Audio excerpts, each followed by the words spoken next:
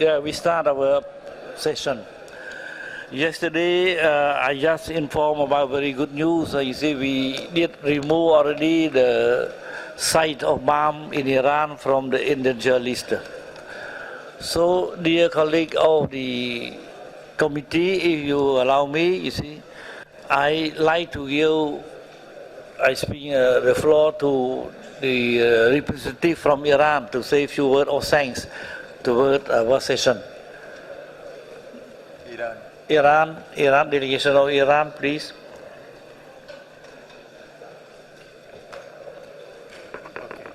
Okay. Delegation of Iran, you have the floor.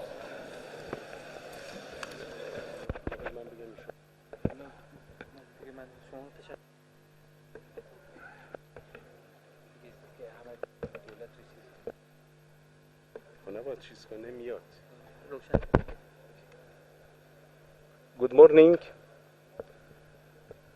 Good morning, Mr. Chairman, all committee members and other participation. Thanks for giving floor. On behalf of my country, especially people of BAM, say thanks and appreciate for all international efforts after earthquake to now. Thanks also to support Japan Trust Fund, Government of Italy, UNESCO Committee, and also ICOMOS.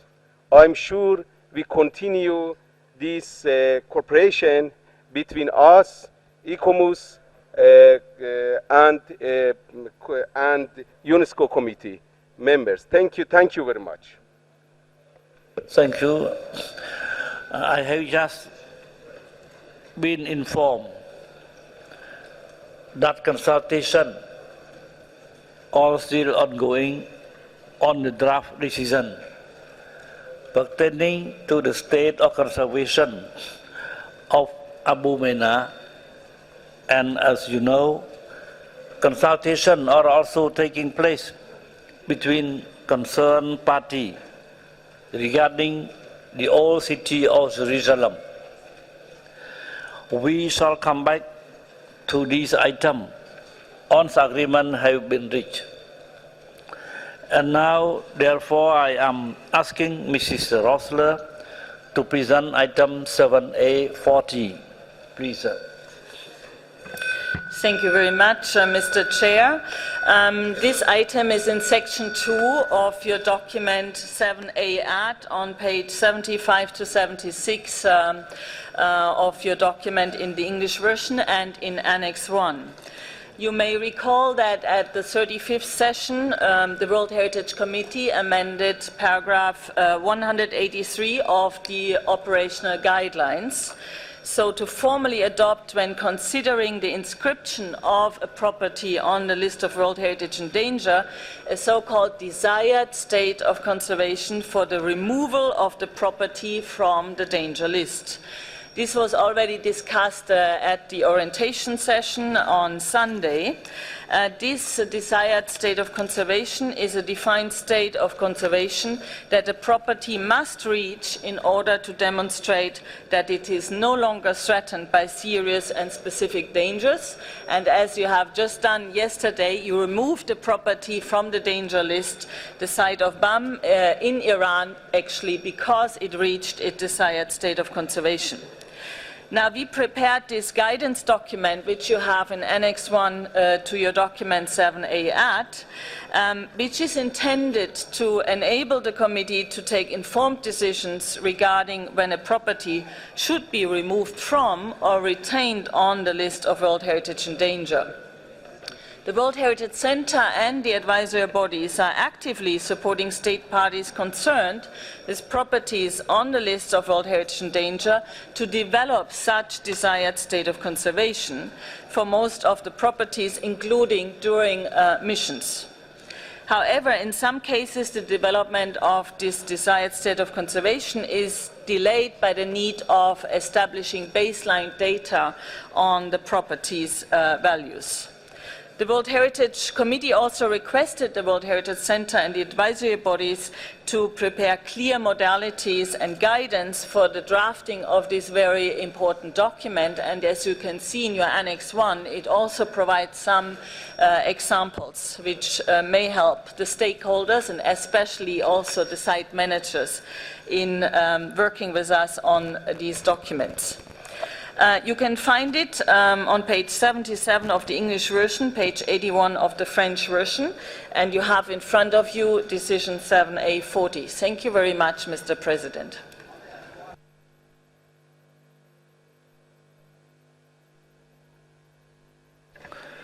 Thank you, Dr. Rossler, for this presentation.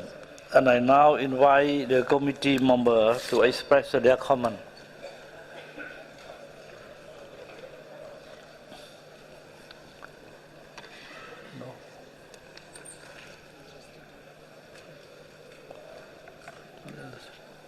So I see no more comment. I'd like to give the floor to the Secretariat and the advisory body, should they want to add anything before the adoption of the draft decision.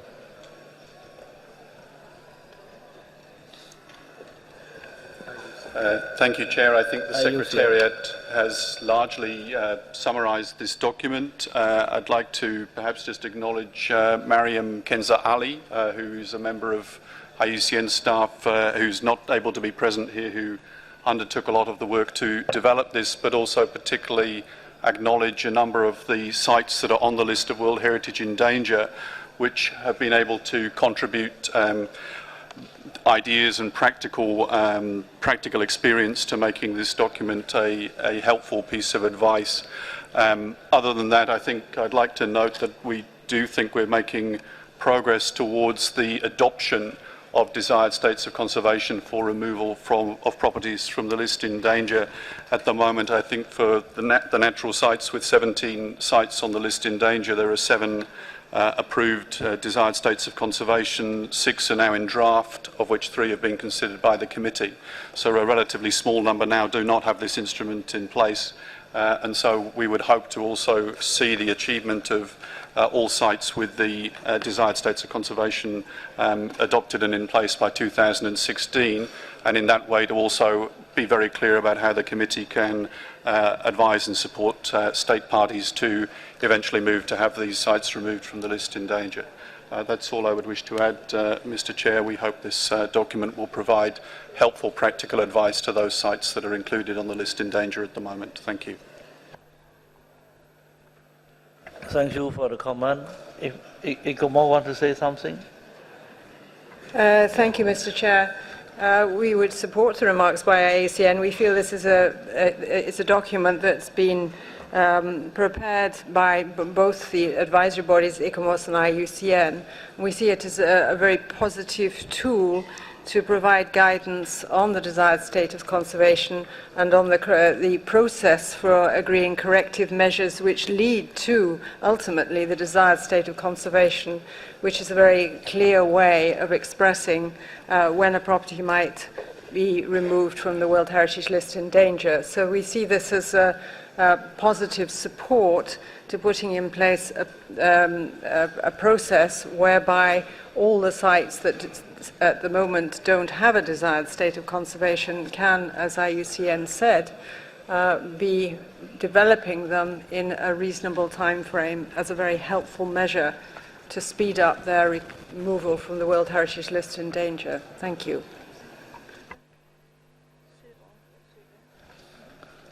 Thank you. If there is some more comment, if no, I thank you. I now invite you to adopt the draft decision of 37(7A)(40) concerning this property. Is there any more comment? I see none. So I declare the decision 37(7A)(40) adopted.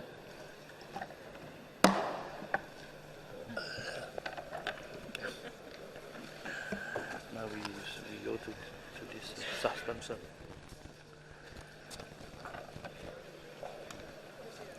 Now we move to another issue, the suspension of the rule of procedure.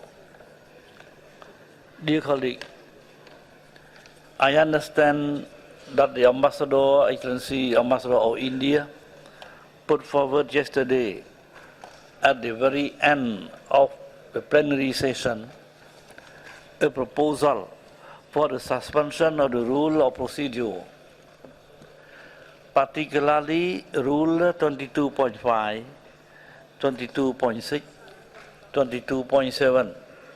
I would like, therefore, to give the floor to the Excellency Ambassador of India in this regard. Please, Excellency, you have the floor. Thank you, Chair.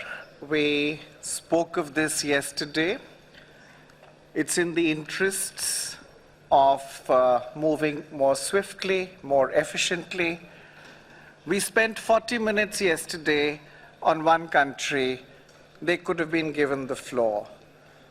For the last 1.5 years, we have had countries asking for this.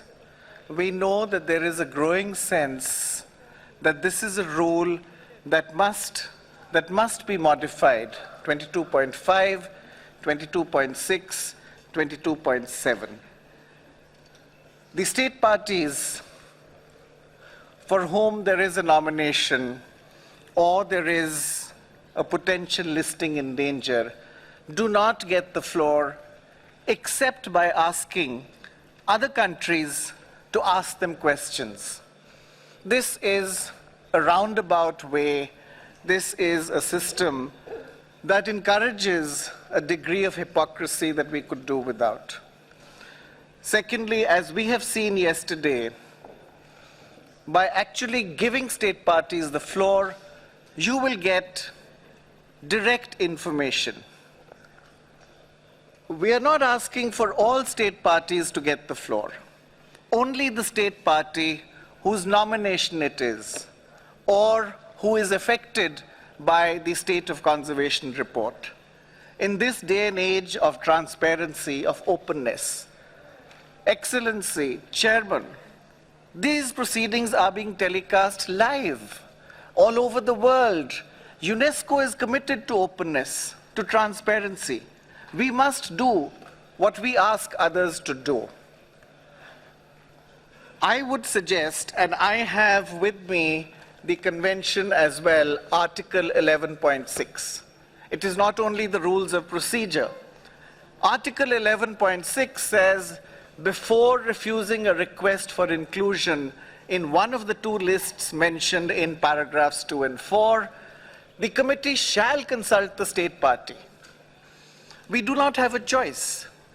You are bound by the convention to consult the state party. Excellency, what we are suggesting is, please do it at the beginning. Please do it in a way that will save time. Allow the state party concerned, not any other state party, to take the floor, to explain its position. You have given advisory bodies the floor. You have given it repeatedly. You have not allowed the state party whose nomination it is. That is the position. Thank you, Chair. Thank you, Ambassador. I'd like to open the floor to some other comment because it is a very important issue. You see that will have impact, active impact, you see, on the processes of our session. So, Mali, Japan, please. Japan. Thank you, President. Japan would like to support strongly the proposal made by the distinguished Ambassador of India. Because I feel a bit strange that there is no opportunity or chance for our state party to express their opinion during the whole process, leading to the final decision. just take Egyptian case yesterday.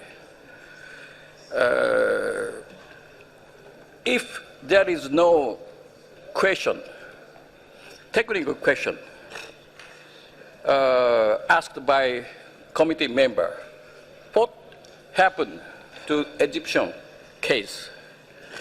Probably we made a wrong decision, but Egypt is not allowed to express their own opinion before us.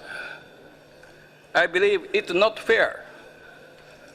We need more correct information, not only from advisory bodies, but also from our state member, because our decisions are so important to state members. So I would like to say again, all state members concerned should be allowed a chance, opportunity to express their own opinion before we make the final decision. Thank you. Thank you, Chair. Thank you, Mr. Ambassador. Now I call upon the delegation of Mali. You have the floor, please. Merci, Monsieur le Président. Monsieur le Président, j'ai suivi avec intérêt la déclaration de l'honorable délégué de l'Inde, mais je souhaiterais, avant de rentrer un peu dans les débats, connaître au moins le point de vue du conseil juridique en la matière, parce que nous sommes un peu dans les aspects institutionnels et juridiques du comité. Donc nous souhaiterions, avant tout débat, de connaître le point de vue du conseil juridique. Merci. I invite the legal advisor to make comment on that. Thank you, Mr. President. If you permit me, I will reply in English. As a matter of procedure of the committee, there are procedures for suspension and for amendment of the rules. Those requests for suspension and amendment have to be made by the committee members in the context of the discussion of an item on the agenda. I understand that the request for the suspension of the rules yesterday was made in the context of the discussion of an item on the agenda, specifically the Egyptian case. In order to suspend the rules, you require a decision of 2/3 majority of state members of the committee present and voting. And it is up to the committee to decide whether it wishes to adopt the proposal presented by India or not adopt it. So you will have to decide through a vote if you wish to entertain the proposal. Thank you, Mr. President. Thank you, Mr. Advisor. Now I come to the delegation of Russia. Please, you have the floor, Excellency. Спасибо большое. Мы тоже поддерживаем это предложение Индии, и я бы предложила это сделать, на эту сессию попробовать. Мы оценим потом, насколько это правильно, и дальше уже будем решать, оставлять это правило или нет. Спасибо.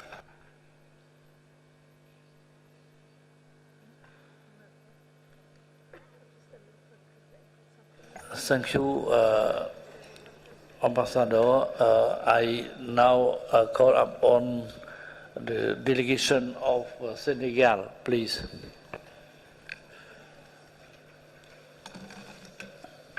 Merci, Monsieur le Président.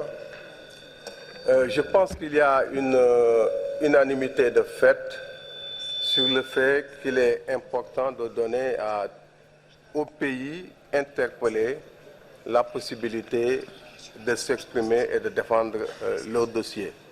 Donc je pense que sur le principe de la proposition faite par l'Inde, je suis tout à fait d'accord. Le problème que j'ai personnellement, c'est le timing. Je pense qu'il n'est pas démocratique, à mon avis, de changer la règle du jeu quand le processus a commencé. On aurait dû procéder au changement avant ou alors attendre la fin de la session pour changer les règles du jeu. En démocratie, il me semble qu'on ne change pas les règles du jeu quand le processus a commencé, parce qu'il y a déjà des États qui seront lésés parce qu'ils n'ont pas eu le temps ou la possibilité de se défendre avec les anciennes procédures. Donc ma proposition, c'est d'envisager effectivement de changer cette règle du jeu, mais à la fin de la session, pas en cours de session, parce que le processus démocratique a commencé. Merci. Merci, ambassadeur. J'appelle la délégation de la France, s'il vous plaît.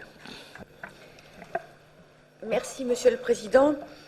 L'ensemble de ces remarques sont très intéressantes et elles méritent d'être étudiées en profondeur. Comme vient de le souligner le représentant du Sénégal, il nous apparaît extrêmement délicat de procéder à un changement en pleine session. Cela irait à l'encontre d'une sécurité juridique. C'est vraiment une question de réflexion et il faut vraiment donner du temps au temps pour analyser les conséquences de ces changements de procédure. Et puis, n'y aurait-il pas distorsion entre ceux qui auraient été examinés sous un règlement et d'autres avec la suspension du règlement? Donc, en tout état de cause, nous sommes défavorables à ce que nous puissions changer les règles en pleine partie, en plein jeu. Éventuellement, pourquoi ne pas envisager un groupe de travail qui puisse analyser sagement et en toute indépendance l'évolution de ces règles? Pourquoi pas? Mais en tout cas, on ne change pas les règles en pleine remarque, en pleine session. Ce serait contre-productif à notre sens. Merci beaucoup, Excellence. J'invite la délégation de l'Allemagne. Oui. Merci, Monsieur le Président. L'Allemagne soutient l'intervention qui a été faite maintenant par la distincte déléguée de la France. On ne change pas les règles pendant le jeu. Et il y a déjà un groupe de travail prévu sur les règles opérationnelles du comité qui peut s'en occuper. Merci beaucoup. Merci, ambassadeur. Aujourd'hui, je donne la parole à la délégation de Colombie. Muchas gracias, señor presidente. Nuestra delegación ha revisado con mucha atención la propuesta que hace el distinguido embajador de la India. Sin embargo, acoge y respalda plenamente las sugerencias y las posiciones que han adoptado Francia y Alemania. No se cambian las reglas del juego en la mitad de la sesión.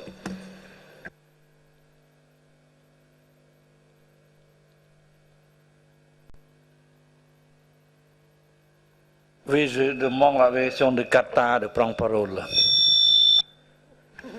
شكرا سيدي الرئيس. في اللغة العربية يقال ما لا يدرك كله لا يترك جله. ربما صعبة في الترجمة، لكن القصد بأن إذا لم نستطع أن نحصل على الشيء 100% فربما نقبل ب60% من الأمر. لذلك نعتقد بأن ما ذكرته مندوبة روسيا وكذلك مندوب اليابان في تأييد السفير الهند، نعتقد بأن يعني حجج جيدة ويمكن الأخذ بهذا المقترح، وشكرا.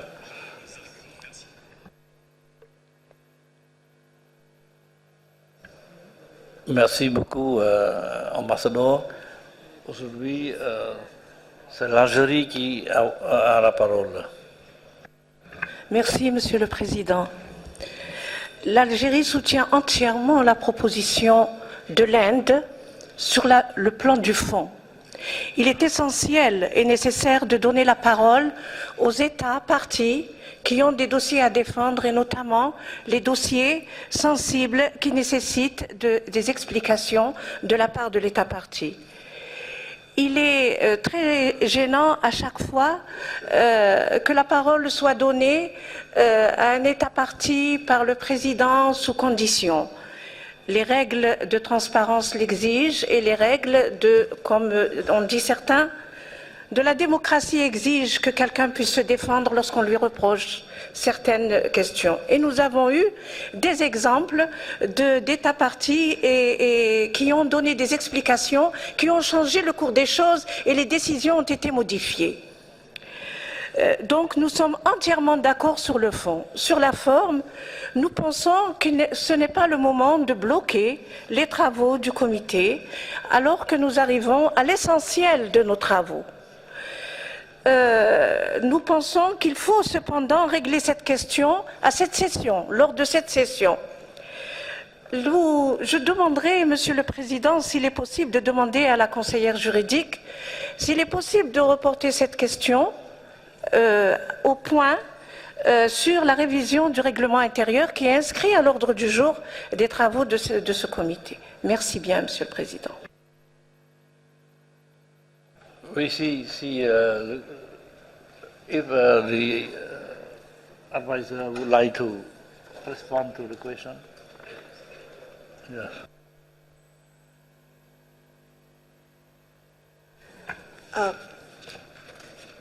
Thank you, Mr. President.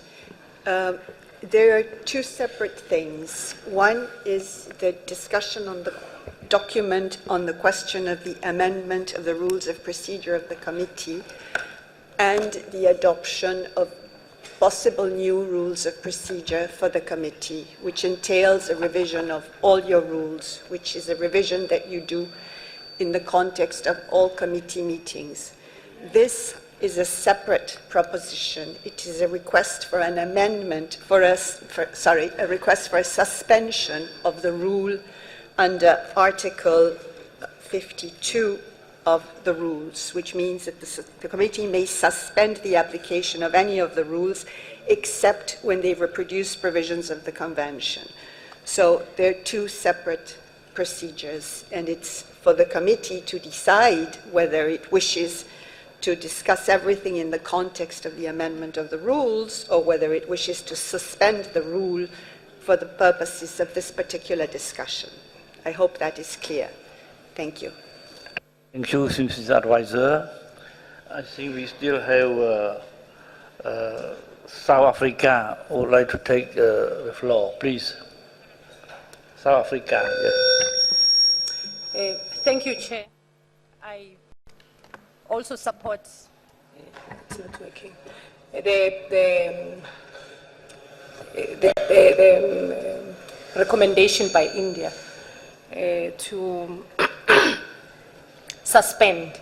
In fact, what Russia said afterwards makes sense because they were saying, let's try it out for this session to suspend and see if it works. And if it doesn't work, then we don't continue with it. Yesterday, I saw some of the sites discussed here. And many state parties, even state parties, even observers that are not state parties were asked to make their opinion. But the state party that was involved never did. So I think in order to have some uniformity, if it's standard that on any occasion the state party will be asked, and we try it out on this session and see if it works or not. So when the legal advisor explained about suspension and an amendment, I think the suspension allows us to study whether this will work or not. And when India made their recommendations, they talked mostly about the time wasted. We'd be able to observe whether we have saved time, what are the the results of this. Thank you. Thank you, Excellency. Now I would like to invite the delegation from United Arab Emirates to take the floor, please.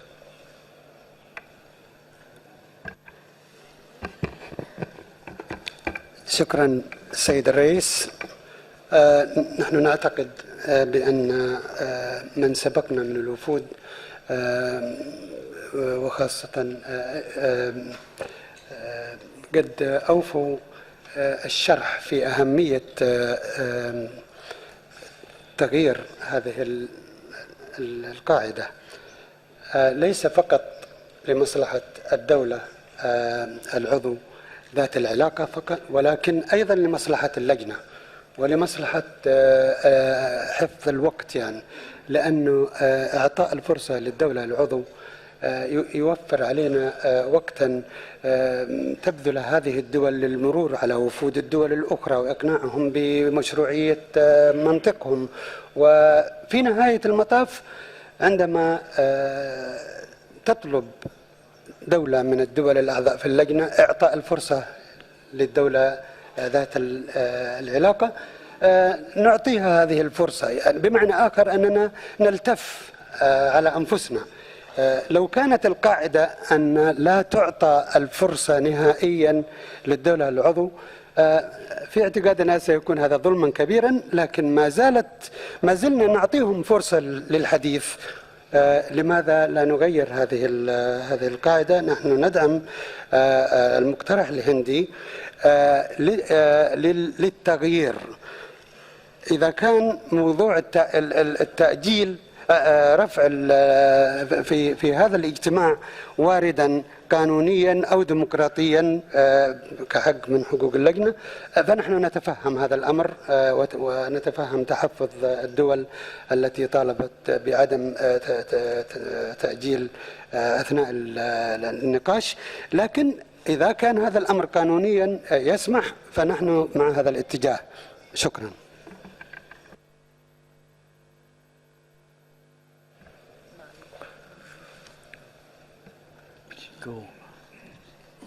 Merci de la délégation de UAE. Aujourd'hui, j'invite la délégation de Mexico pour prendre parole. Muchas gracias, señor presidente. Nosotros nos adherimos a la sugerencia de Senegal, Francia y Alemania por respeto a todos los miembros del comité y a los casos, sobre todo a los casos ya tratados anteriormente y que no tuvieron esta posibilidad. Y sí quisiéramos mencionar, señor presidente, que si más adelante se decide modificar la regla, sería esencialmente para esto: reforzar los objetivos estratégicos, es decir, aumentar la credibilidad de la Convención, para garantizar la correcta evaluación y conservación de los bienes y, desde luego, para un fortalecimiento de la cooperación conjunta entre los Estados partes, el Centro de Patrimonio Mundial y los organismos asesores. Gracias.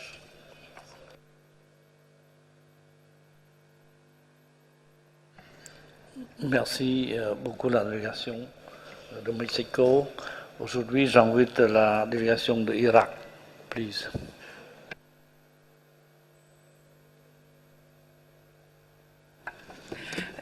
نحن ندعم موقف الهند وفكرتها، ويمكن أن يبدأ من الآن، لما لا؟ لأن الآن بدأت حقا الأجوبة على الأسئلة المهمة والمواقع التي في الخطر، وخاصة الموقع المصري، فيمكن من الآن أن نبدأ باتخاذ هذا الإجراء. وشكرا.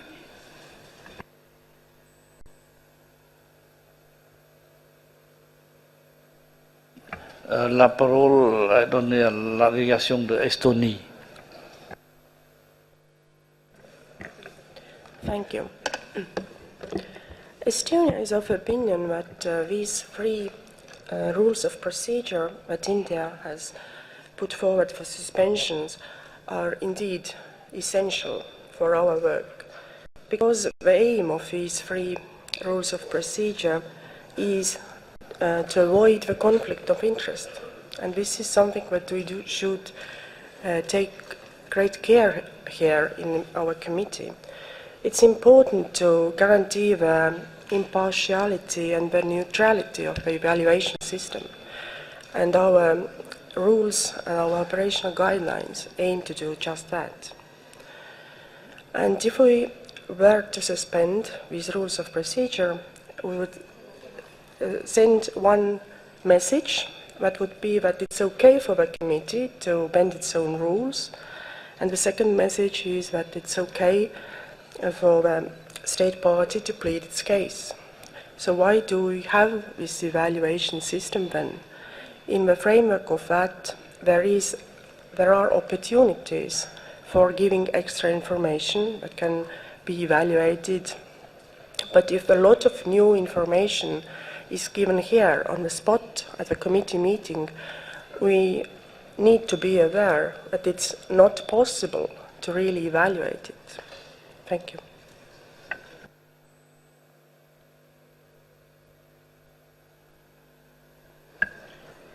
Merci beaucoup, Excellence. Aujourd'hui, je donne la parole encore une fois. Non. Oui, la parole à la délégation de Mali, encore une fois. Merci, Monsieur le Président. Monsieur le Président, je remercie le Conseil juridique pour les informations utiles. Mais en suivant les débats, on a l'impression qu'il y a des contradictions. Il n'y a pas de contradiction en réalité, parce que la proposition de l'Inde, elle est bonne, elle concerne tout le monde. On peut être de l'autre côté un autre jour, mais c'est la faisabilité qui n'est pas possible actuellement. Donc nous rejoignons la position du Sénégal et de la France. Et je dirais qu'il y a d'ailleurs un cadre, il y a un cadre, si vous voulez, de réflexion pour la révision de ces articles-là. Il s'agit essentiellement du groupe de travail sur les opérations guidelines. Donc il y a un groupe de travail qui réfléchit sur ça. Pourquoi ne pas demander, le comité ne demande pas à ce groupe de réflexion de se réfléchir spécifiquement sur cet élément et qu'on en débatte en fin de session, comme l'Algérie l'a proposé. Je vous remercie.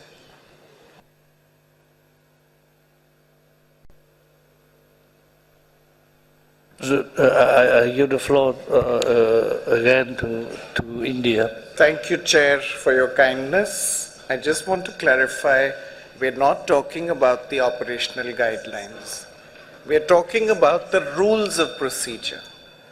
The working group which is being set up is for the operational guidelines. We are talking about the rules of procedure, and the two are completely different. The second issue, and the legal advisor clarified it, and maybe she can clarify it again, that the committee makes its own rules of procedure. It has the power to suspend. This has been used before. Rule 52. Number 3. The Honorable Chair, in his wisdom, in his kindness, does give state parties the floor. We're only asking for that to be formalized and not through a series of questions, technical, non-technical. Eliminate the lobbying, eliminate the hypocrisy. Let the state parties take the floor.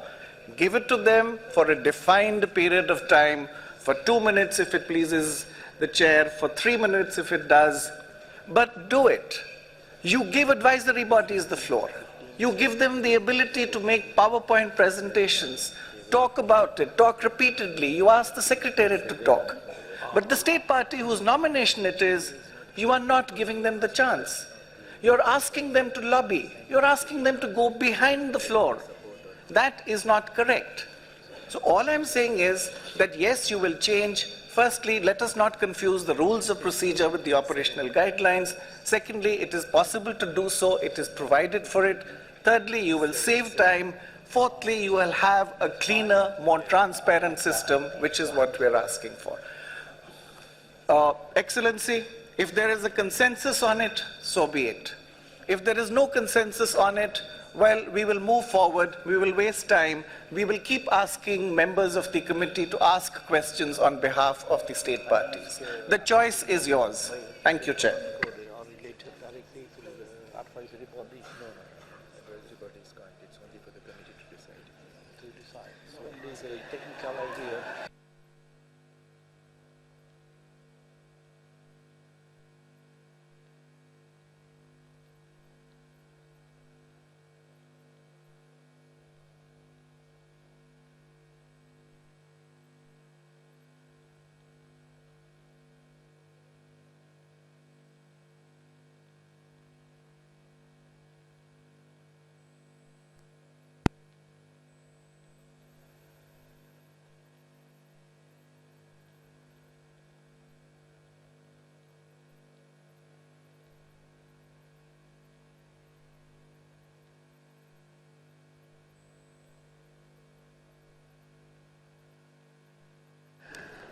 I can see, you see, we came to a perfect balance.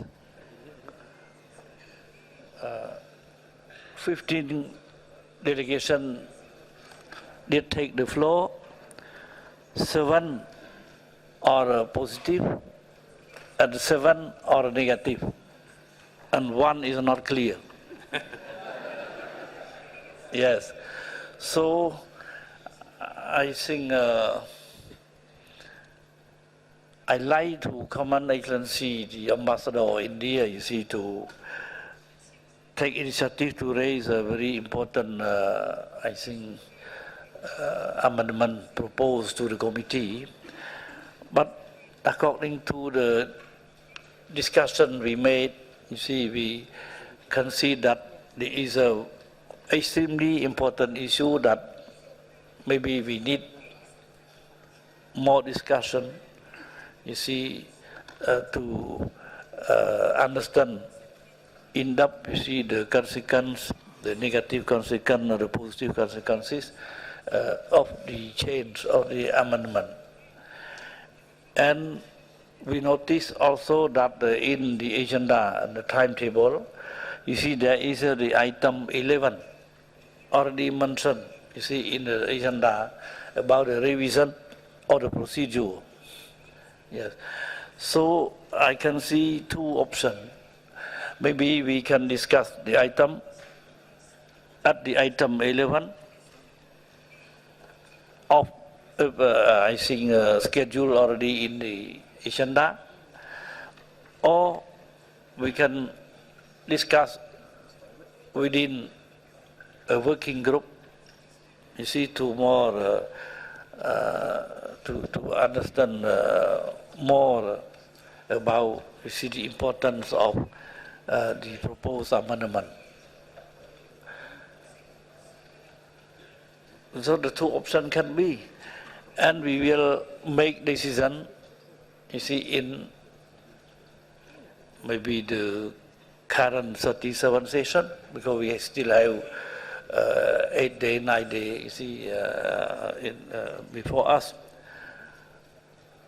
I like this idea, because the idea of change, the idea of amendment is also very important, but how to arrange the change? Some people think that it should be, you see, the intervention of the state party concerned concerning the proposal or inscription by the end of the debate, only one time and for the limited duration, for example, 2 minutes or 3 minutes. Otherwise, we cannot advance. We cannot fulfill the agenda, very heavy agenda, you see. So, but this idea cannot be decided, you see, even I think after listening to the discussion, we come to some idea, but I like that this should be discussed in the item 11, or this should be discussed in more detail in the working group, because we maybe think better to avoid the vote, the 2/3 of vote. Yes, we can get compromise, Now, from both sides, we can see the importance of the substance raised. Maybe we can refer to the item 11, or we can refer to Senegal, please. Senegal, you have the floor again. Merci, Monsieur le Président. Je pense à regarder la réaction de la salle et les différentes interventions. Il est évident que l'honorable représentant de l'Inde a soulevé un gros lièvre. Ce lièvre-là, il faudrait qu'on s'occupe de lui. À partir du moment où on a l'opportunité, au point 11, comme vous le dites si bien, d'en discuter, je suggère que par consensus, qu'on le fasse, on gagnera du temps et on le fera avec beaucoup plus de sérénité. Je pense que les décisions obtenues au vote avec des conséquences aussi importantes sont toujours très difficiles à digérer. Vraiment, je suis tout à fait de votre avis et je souhaite que nous allions vers un consensus afin de discuter cette question au point 11. Merci. Merci beaucoup, Excellence. Oui, si on peut apporter l'item 11.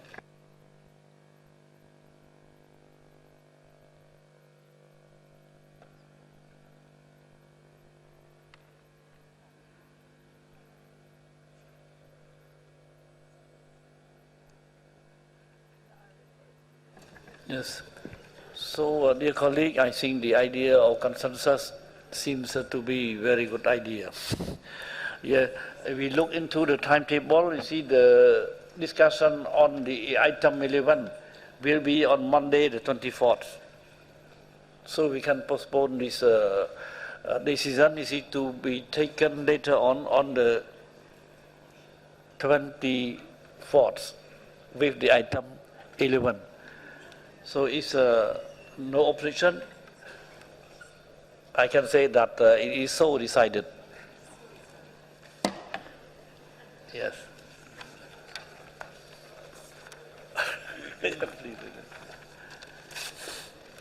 Thank you, Chair, and thank you for the wisdom and thank you for the guidance.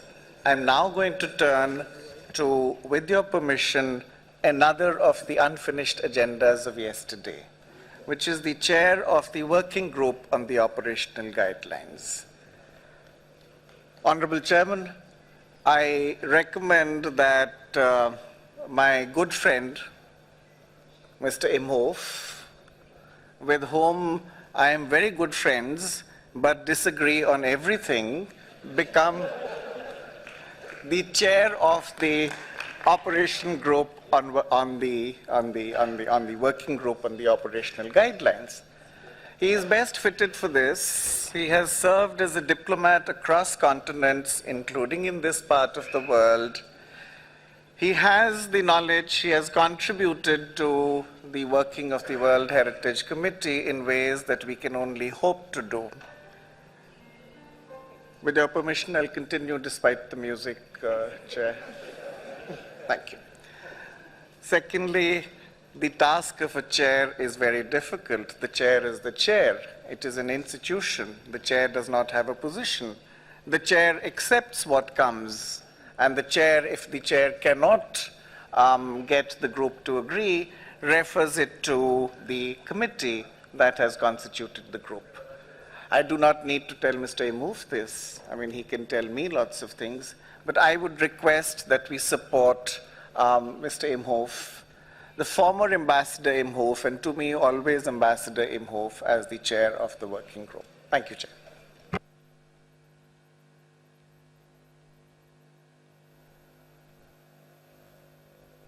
So, Excellency, this means that you withdraw the proposal? Excellency, you have put in 3 words what I said in 30. Thank you. Thank you. Thank you, sir. So, there will be no meeting of the working group of the... There will be a meeting today at 12:30. Yeah.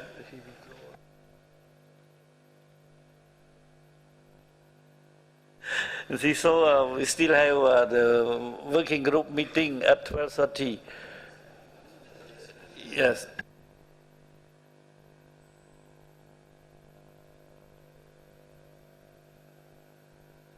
More clearly that in so doing, is the ambassador involved will chair the meeting and confirm. I think his election by the working group. Yes. So now we come.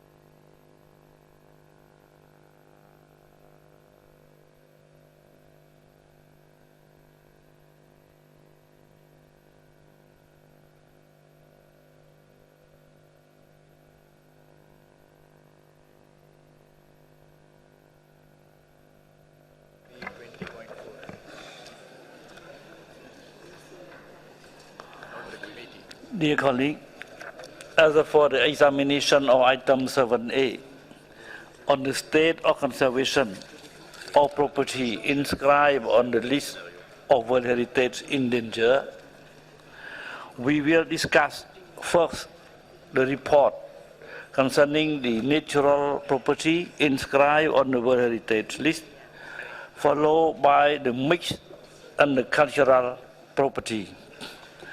The 5 World Heritage regions will be presented in the following order: Asia and Pacific, Europe and North America, Latin America and the Caribbean, Africa and Arab states. Finally, as we did in item 7A earlier on, also we reach the relevant agenda item, and in order to improve the transparency of our processes, I will first ask a committee member who has requested some state of conservation report to be open for discussion to take the floor and explain the reason why they felt important to discuss the report. We will keep the debate focused on the specific issues raised.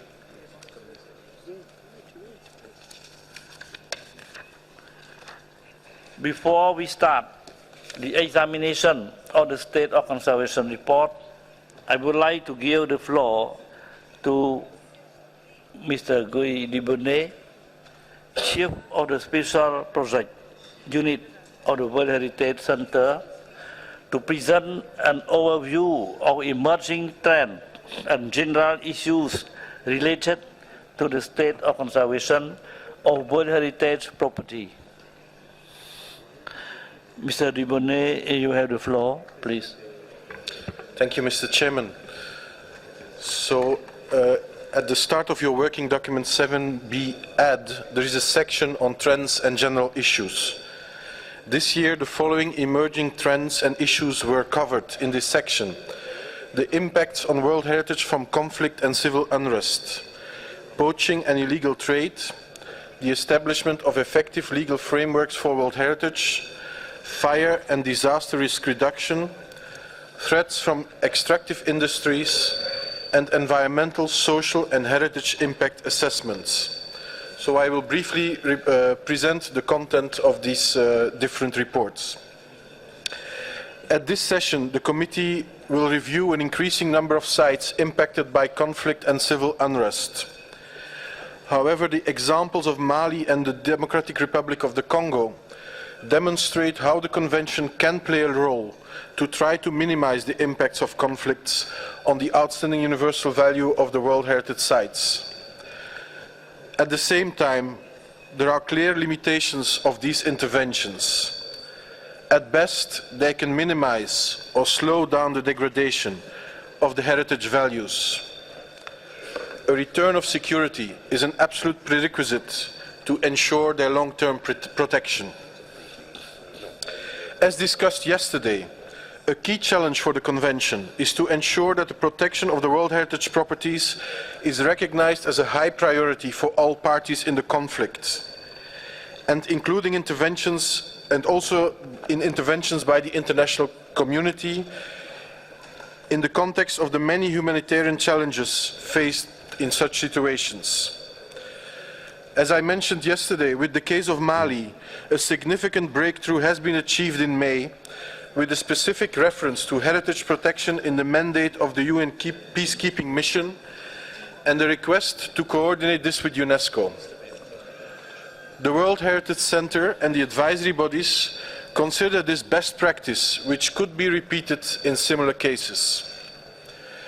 We also discussed yesterday the emerging issue of the sharp increase in elephant and rhino poaching over the last years in several World Heritage properties.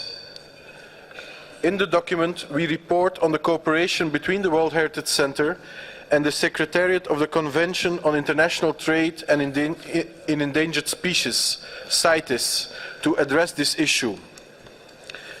The World Heritage Center has received a message from the Secretary General of the CITES Convention, which he requested us to bring to your attention. So with your permission, I will briefly read that short message. So this is the message from Mr. John Scanlon, Secretary General of the Convention on International Trade in Endangered Species of Wild Fauna and Flora. The CITES Secretariat is regrettably unable to be present in person at your 37th session, but welcomes the efforts of the World Heritage Center to draw attention to the issue of the illegal killing of rhinos and African elephants and the illegal international trade in their products. The links between CITES and the World Heritage Convention are well explained in the section Poaching and Illegal Trade of the working document. Following discussion between CITES and the World Heritage Convention Secretariat in August last year, the CITES MIC monitoring tool was used to carry out an analysis of the elephant poaching situation at World Heritage properties. The results show that most World Heritage properties in elephant range states are being seriously affected by poaching and that the situation is deteriorating in a large majority of sites. Very recently, we had a case for mutual concerns about the upsurge of illegal elephant killing in the Sangatri National World Heritage Sites in the Central African Republic. The conservation and sustainable use of biodiversity found in World Heritage properties requires concerted management efforts on the ground and a robust framework for regulating trade in any products that are in international demand. CITES and the World Heritage Convention can work in a mutual supportive way to deliver these two requirements. The 16th meeting of the Conference of the Parties to the CITES Convention in March this year charged the CITES Standing Committee, with support of the CITES Secretariat, to explore further options to strengthen cooperation and synergies between CITES and the other biodiversity-related convention. In the light of this decision, the CITES Secretariat hopes that the 37th session of the World Heritage Committee will endorse paragraph 5 of the draft decision. So this is the intervention of Mr. Scanlon, the Secretary General of CITES. In terms of legal frameworks, several State of Conservation reports indicate that unclear legal frameworks and the overlapping of authorities and mandates for World Heritage properties hinder the efficiency of legal protection. The report highlights that to address this issue, some countries have adopted a specific law for World Heritage, and it is suggested that more specific guidance should be provided to state parties regarding appropriate national legal recognition of World Heritage. Over the past year, several World Heritage properties have been affected by wildfires. This highlights again the importance of disaster risk reduction strategies, which could be systematically integrated into management systems. The Centre and the advisory bodies recall that a specific resource manual on managing disaster risk for World Heritage has been developed to assist state parties in doing so. As reported in the previous years, an increasing number of properties are facing threats from extractive industries. Also at this session, the World Heritage Committee is reviewing several cases.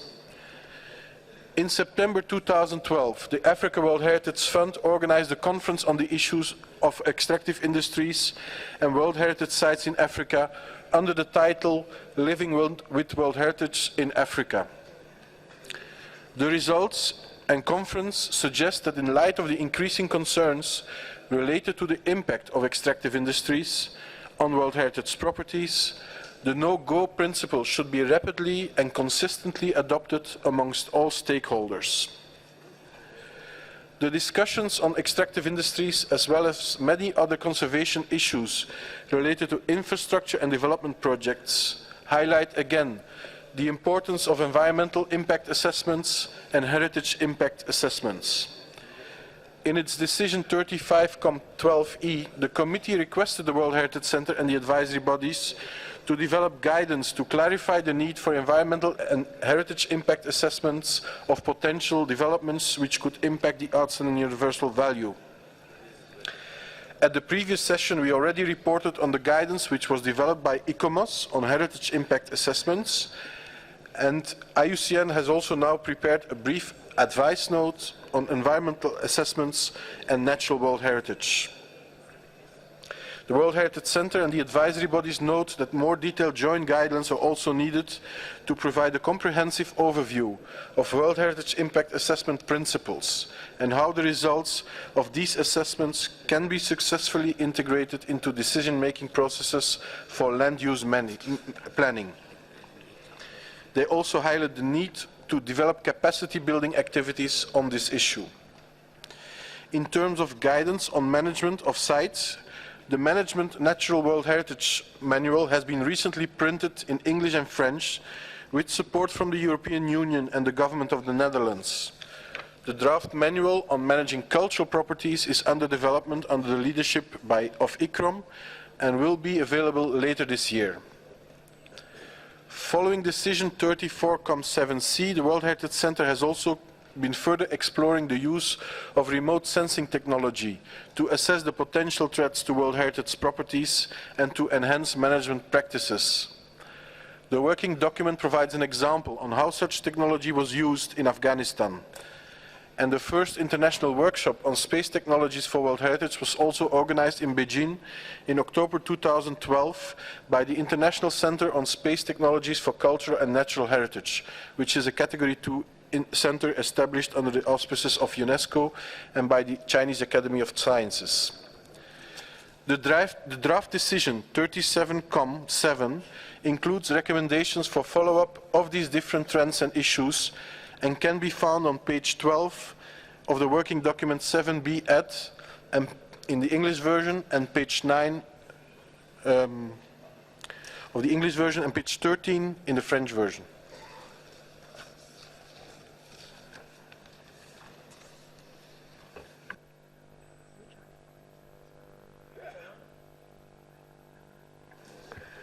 Thank you, Mr. Dibonnet, for this presentation. And I now invite the committee member to express their comment. I give the floor to India. Thank you, Chair. Thank you for your kindness. Respected Chair, I would urge a little more kindness. The document that has been presented to us, after this we don't need a meeting of the committee. It covers everything from rhino poaching to the UN Security Council. There has to be some logic to it. There has to be some sense of consistency. I will first take the issue of the UN Security Council. In effect, what UNESCO, what the World Heritage Centre are asking the World Heritage Committee to do is to tell the Security Council about deployment of forces during UN peacekeeping. I would urge that we look at the document. It says, call upon the UN Security Council to ensure that the protection of World Heritage properties is included in the mandate of UN peacekeeping operations. Respected Chair, I think the Security Council should do its job and the World Heritage Committee should do its job. These are two very different things. We have received a document from UNESCO which tries to explain the background and reasoning of this rather sort of unusual document that has been presented. But the background to this, the discussions at St. Petersburg and before are about the color of the berets that UN peacekeeping of protectors of heritage are supposed to wear. This is not about deploying UN peacekeeping operations or about defining their mandate. Any such operation has political, legal, financial implications. It's a decision taken in all seriousness by the UN Security Council. I do not understand the logic. Why are we doing this? Why is it that the World Heritage Committee is being asked to take this very unusual step, especially since the UN's own Department of Peacekeeping has pointed out to the World Heritage Center or to UNESCO that this is something that is not possible. This is something which is taken up by the UN Security Council. Let us not embarrass ourselves. Let us not embarrass UNESCO. Let us stick to our mandate. Thank you, Chair. I would urge that that paragraph be deleted in its entirety. Mr. Ribonnet, if you have comment? No, huh? Well, no need. No comments. Thank you for your comment. So we ask for comment. No? No more. I see no more comment. Yes. I can see the Ambassador of Russia. Уважаемые коллеги, Российская Федерация полностью поддерживает сказанное Индией, поскольку считаем, что главную ответственность за сохранность объектов всемирного наследия должна нести страна, на территории которой находится это наследие. И это наша принципиальная позиция, которая отвечает полностью букве и духу Конвенции 1972 года. И мы считаем, что международная организация, такая как ЮНЕСКО, не должна заниматься этими вопросами. Спасибо.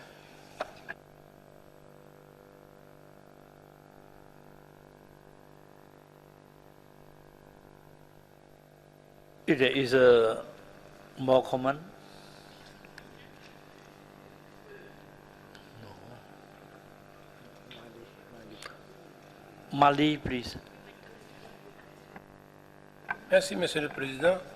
Monsieur le Président, je voudrais rappeler une réflexion que nous avons eu à faire hier. Parce que, en ce qui concerne l'état de conservation des biens, des sites du patrimoine mondial, il y a des raisons, comme je l'avais dit hier, des facteurs endogènes que les États partis ne maîtrisent pas et qui ne relèvent pas directement de l'État parti. Je parle spécifiquement des États partis qui sont en état de conflit. Donc il y a des éléments qui ne dépendent réellement pas de l'État parti pour ce qui concerne l'état de conservation de leurs biens. Il y a des conséquences de ces conflits sur les biens. Et j'avais demandé à ce qu'au moins quelque chose soit retenu par rapport à ça. Une réflexion soit menée par rapport à ça. Parce qu'il y a des facteurs exogènes que l'État parti ne maîtrise pas et dont il n'est pas aussi responsable. Et dans la plupart des cas, ce sont ces éléments-là, malheureusement, de conflit, qui font que le bien soit en péril.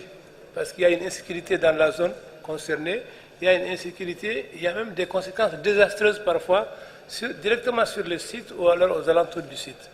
Je vous remercie.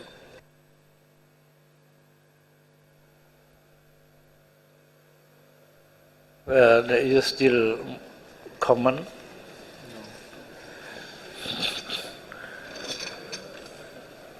I see no more comment. I'd like to give the floor to the Secretariat and the advisory body should they want to add anything before the adoption of the draft decision.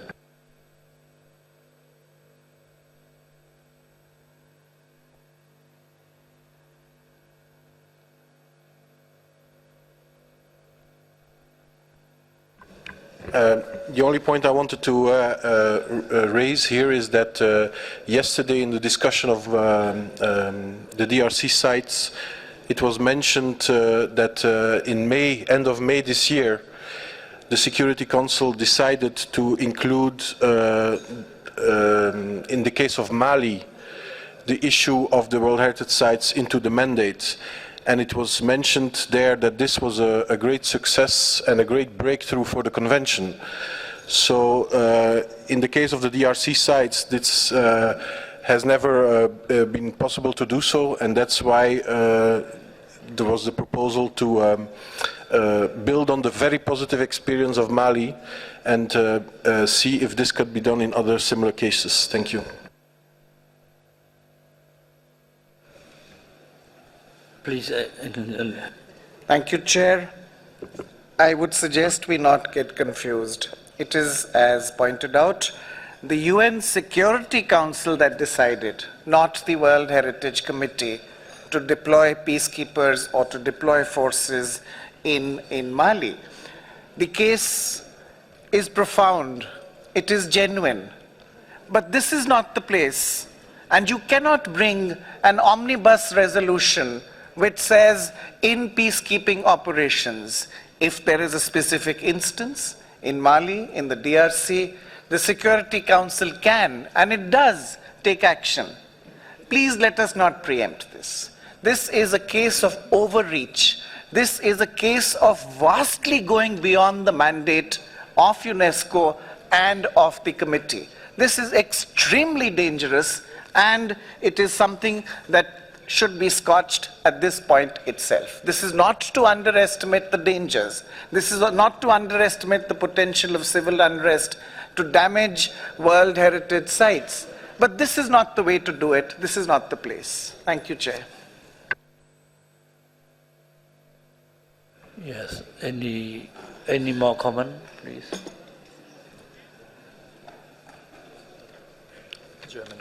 Germany, please.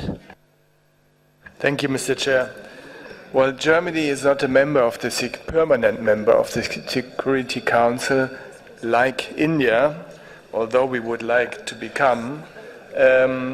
Still, we are not talking for the Security Council here. But I think maybe it's the Ambassador of India is right to call upon the UN Security Council. I mean, is maybe a bit going beyond our possibilities, but I think we could say we could take on board what just the representative of IUCN has said, that we appreciate that the UN Security Council included World Heritage Sites in the case of Mali into the mandate of the peacekeeping operations. And we would appreciate if in other sites, relevant sites, this would be done as well. I mean, we don't call upon him, but we appreciate what he has done, the Security Council, and we express our wish that this would be in relevant cases done again. Thank you. So if we have more comment about that, this is a very important issue. Colombia, please. Gracias, señor presidente. Nuestra delegación respalda plenamente lo que ha dicho la delegación de Alemania. Gracias.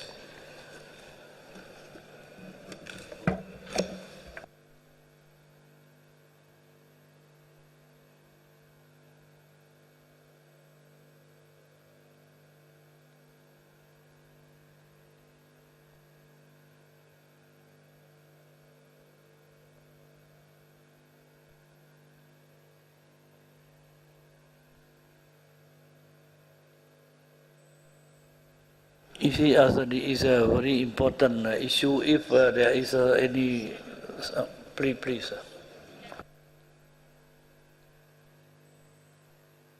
Уважаемые коллеги, для того, чтобы нам, наверное, не тратить много времени на этот вопрос, можно было бы создать маленькую рабочую группу, и, может быть, вот представители Германии и представители Индии согласились бы действительно отметить вот положительный эффект, наверное, миротворческой операции, принятой по решению ООН в Мали. и в Конго. Но вот всю эту резолюцию, я считаю, что мы не должны ее принимать. Она действительно обо всем, и непонятно, при чем тут ЮНЕСКО, в принципе, потому что в любом случае это решает Совет Безопасности, исходя из материальных, финансовых ресурсов, обращения страны, а не обращение иной международной организации, которая будет призывать что-то защищать. Особенно в период военного конфликта достаточно цинично звучит защита наследия, когда гибнут люди.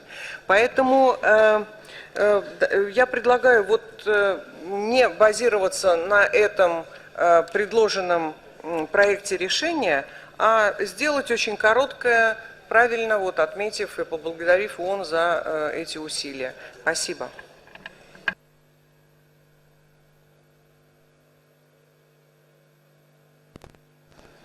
I can see that we can see more and more the importance of this issue. So if we can look into the draft paragraph by paragraph, and we please. Я предлагаю для того, чтобы сэкономить время, уважаемые коллеги, создать маленькую рабочую группу. Сейчас вообще не рассматривать этот вопрос. Мы поняли позиции, они понятны, мне кажется, все члены комитета ее разделяют. Попросить представителей Германии, представителей Индии сформулировать новый проект решения из нескольких строк. И все, и потом они нам дадут, и мы его примем. А не надо рассматривать этот проект.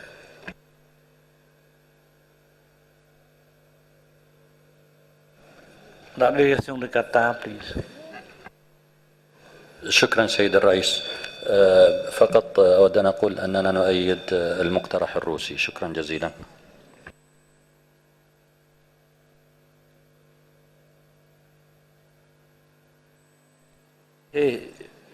If there is no more comment, we can accept we can accept the proposal from Russia. Okay. No. Mexico. Mexico, please. Muchas gracias, señor presidente. También nosotros apoyamos la propuesta de la Federación Rusa. Nada más quisiera comentar que valdría la pena que este comité tomara en cuenta, en aras de los trabajos que hemos realizado también todos, de la implementación y la relación conjunta con otras convenciones de la UNESCO. Me extraña por qué no estamos tomando en cuenta aquí la Convención de 54 de conflicto armado. Gracias.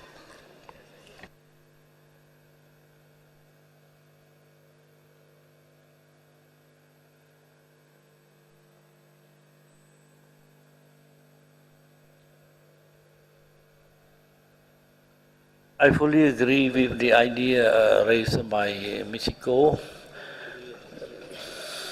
I would like to inform you that our National Assembly has just ratified, you see, the new protocol of the Convention of 1954, protection of the cultural heritage under the situation of armed conflict. Yes. So I think now we can notice that Agency Ambassador of Germany, Agency Ambassador of India, Agency Ambassador of Russia, Ambassador of Mexico, Mali also. We did make a good comment on that. If we can set up the working group, and this working group should not be very big. It should be small and quick and efficient. So maybe we propose to see the ambassador of Germany, Germany to chair the group. Oui. Et nous allons commencer à travailler vite ce groupe pour avoir la nouvelle proposition à notre comité. Set up la place, set up le temps. When they are ready, they come to you.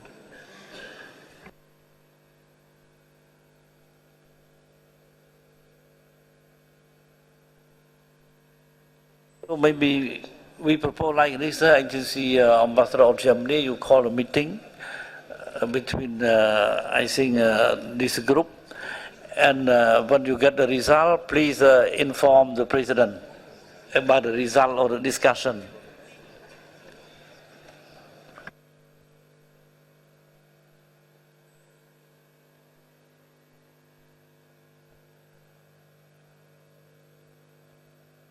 So we come to the new. I now invite Mr. Mark Patry from the World Heritage Center to present the report on the state of conservation of the natural property located in Asia and Pacific region and open for discussion.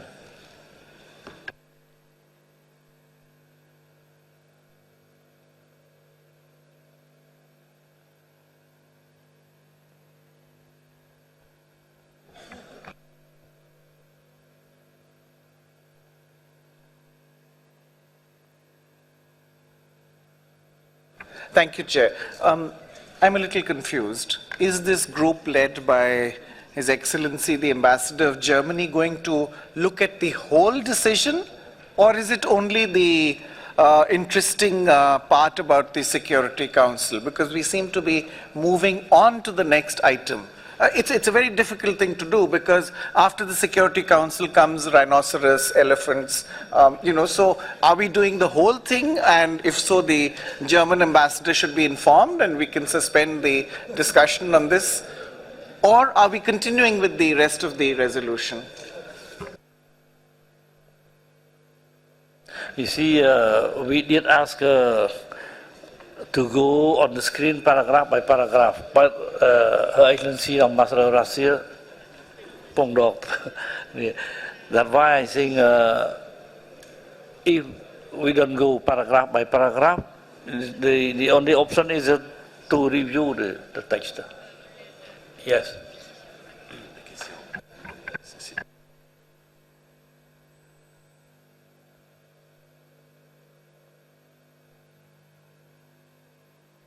Уважаемые коллеги, мне кажется, что нам не стоит тратить в зале время для того, чтобы всем вместе вести эту литературную работу и обрабатывать вот этот проект решения. Мне казалось бы, что надо, я не уверена тоже, что надо мешать вместе Совет Безопасности и носорогов, поэтому пускай рабочая группа поработает и предложит какой-то, так сказать, проект решения по всему.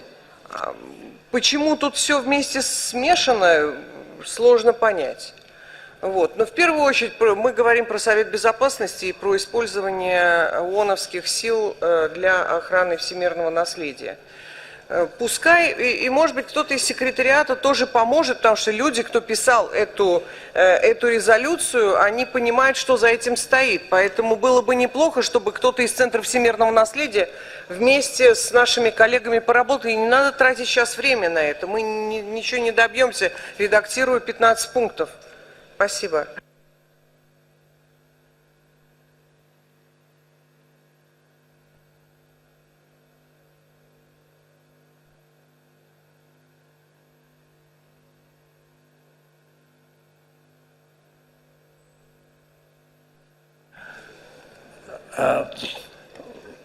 Oui, nous sommes d'accord avec la proposition de l'ambassadeur de la Russie.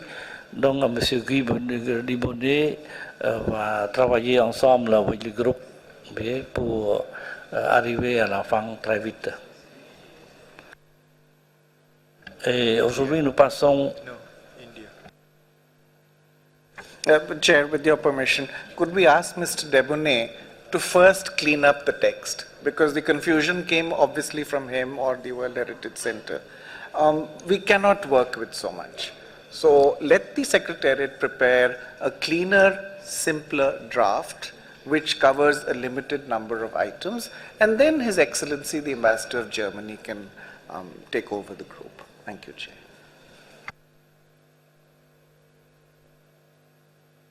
Est-ce que M. Dubonnet peut accepter la proposition?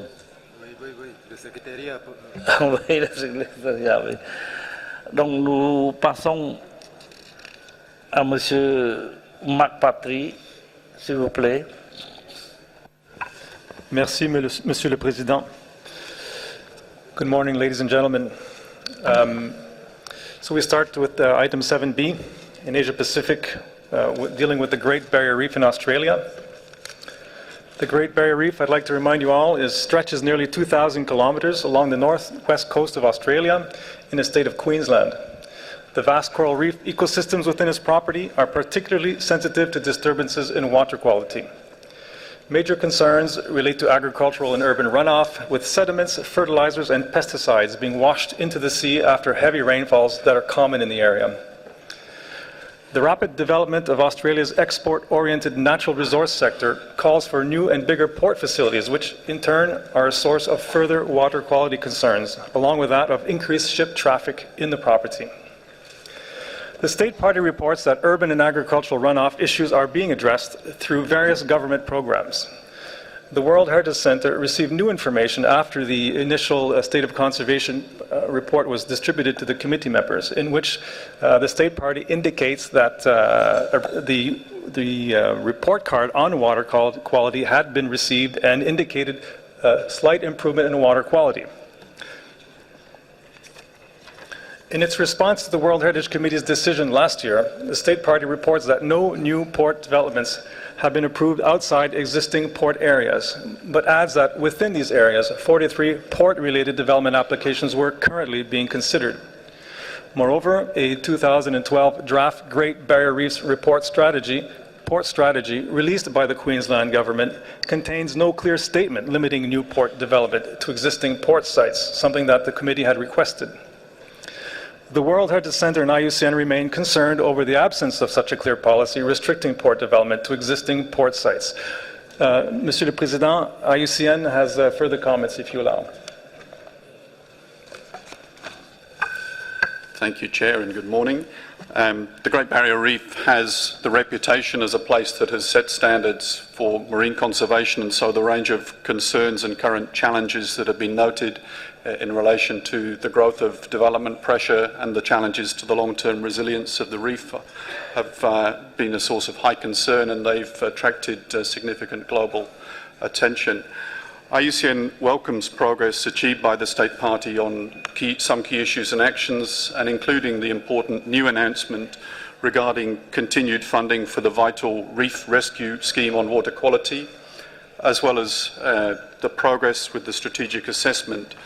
But nevertheless, the level of progress in a number of key areas remains limited, and extreme vigilance and caution is required by the State Party to avoid decisions that could compromise the ongoing strategic assessment in relation to port development threats, including those that exist outside the long-established major port areas. And there remains a clear need to protect highly sensitive, undeveloped areas within the property.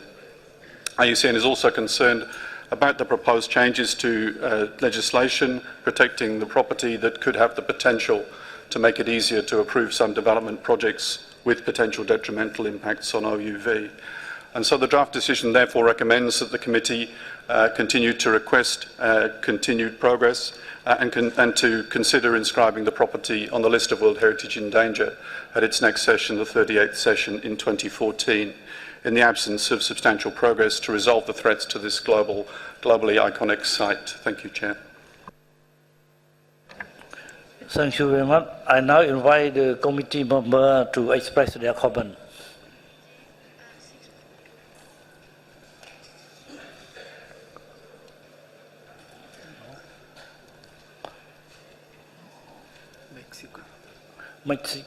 Mexico, please. Muchas gracias, señor presidente. Estamos plenamente de acuerdo con la información que han dado el Centro de Patrimonio Mundial y el organismo asesor. Sin embargo, creo que sí valdrá la pena también tomar en cuenta que el gobierno de Australia ha estado haciendo un trabajo en sus posibilidades puntual para el programa de rescate de esta gran zona, que está repartido y contemplado para los próximos 4 años. Asimismo, han llevado a cabo un segundo informe de resultados del plan de la barrera y de las 23 acciones que nosotros entendemos que se han solicitado se lleven a cabo, se han cumplido hasta ahora 7. Por eso quisiéramos nosotros hacer un reconocimiento al Estado parte por ese esfuerzo que está haciendo para la recuperación de este importante sitio de patrimonio natural.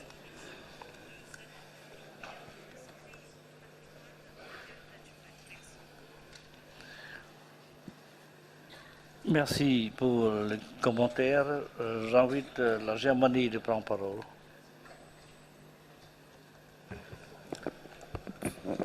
Thank you, Mr. Chairman. The Great Barrier Reef is for sure one of the most iconic sites on the World Heritage List, and the committee has always recognized the high quality of management on this site. And we certainly welcome financial commitments and progress which has been made. However, quality site management does not in all cases ensure that external threats or decisions taken outside the management authority do not negatively impact on OUV. So to ensure protection on large sites such as the Great Barrier Reef and others, a joint approach on all levels of government and all levels of interaction is urgently needed. So we're looking forward to see, we know that there is a draft, there are changes to the text, we might intervene to that on a later stage, but we would like to see a firm decision of the committee on that important case. Thank you. Thank you for the comment. I now invite Franz to take the floor. Yes.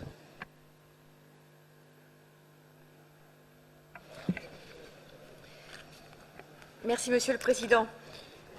Pour aller dans le même sens que ce qui vient d'être dit par l'Allemagne, la France salue les efforts qui ont été accomplis par les autorités australiennes suite aux demandes qui ont été exprimées par le comité. Mais par ailleurs, la France est extrêmement préoccupée par certains projets dont la réalisation pourrait être de nature à remettre gravement en cause la valeur universelle exceptionnelle de la Grande Barrière de Corail. Elle encourage donc vivement les autorités australiennes à poursuivre leurs efforts qui, s'ils n'étaient pas suivis des faits, pourraient avoir pour conséquence de mettre en péril ce bien. Merci, Monsieur le Président.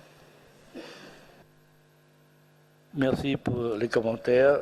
J'invite la délégation de Suisse. Merci, Monsieur le Président.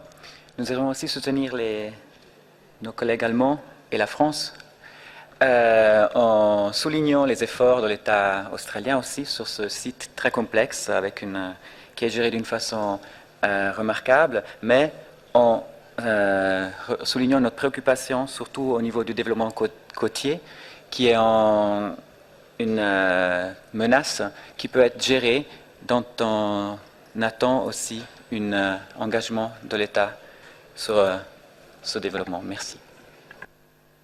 Merci pour le commentaire. Je donne la parole à l'Algérie, please.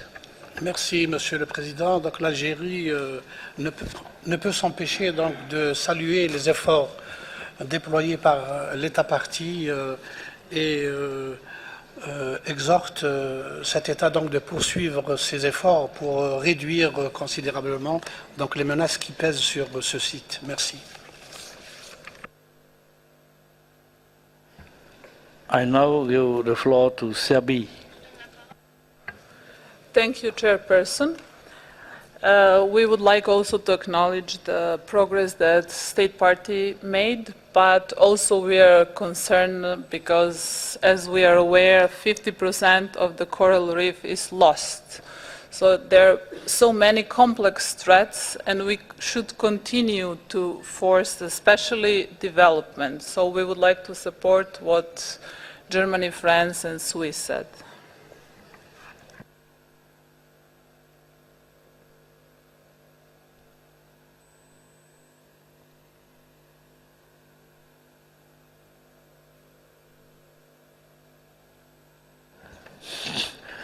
I see no more comment.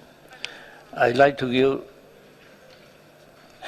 the floor to the Secretariat and the advisory body if they have some more comment. Monsieur le Président. We have no further comments. Just to remind the committee that this is a revised decision, and it is the first one in your recently distributed package of blue revised decisions. Thank you. I now invite you to adopt the draft decision 37-7B10 concerning the property. Is there any more comment? Yes. Germany, please. Thank you, Mr. Chairman. And as I said in my earlier statement, that we intervene again on the exact text of the draft decision, but we didn't want to preempt the discussion in the committee. We are. I don't know whether you are putting the things up on the screen, but it's in front of everyone, I assume. We support the change or the new paragraph 5, which is in our draft decision.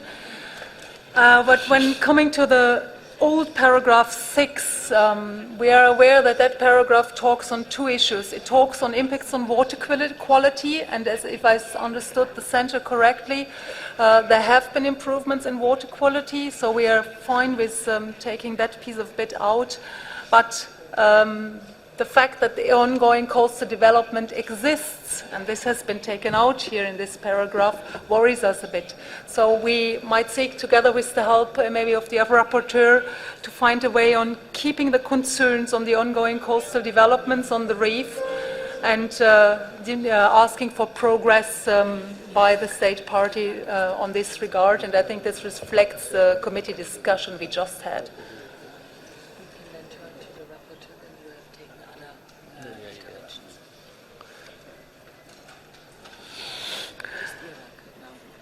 Yes, I before asking the rapporteur to take the floor, I invite Iraq, please. شكرا سيد الرئيس. نطلب من الدولة العضو إعطاء توضيحات أكثر لما قامت به حول الموضوع. شكرا جزيلا.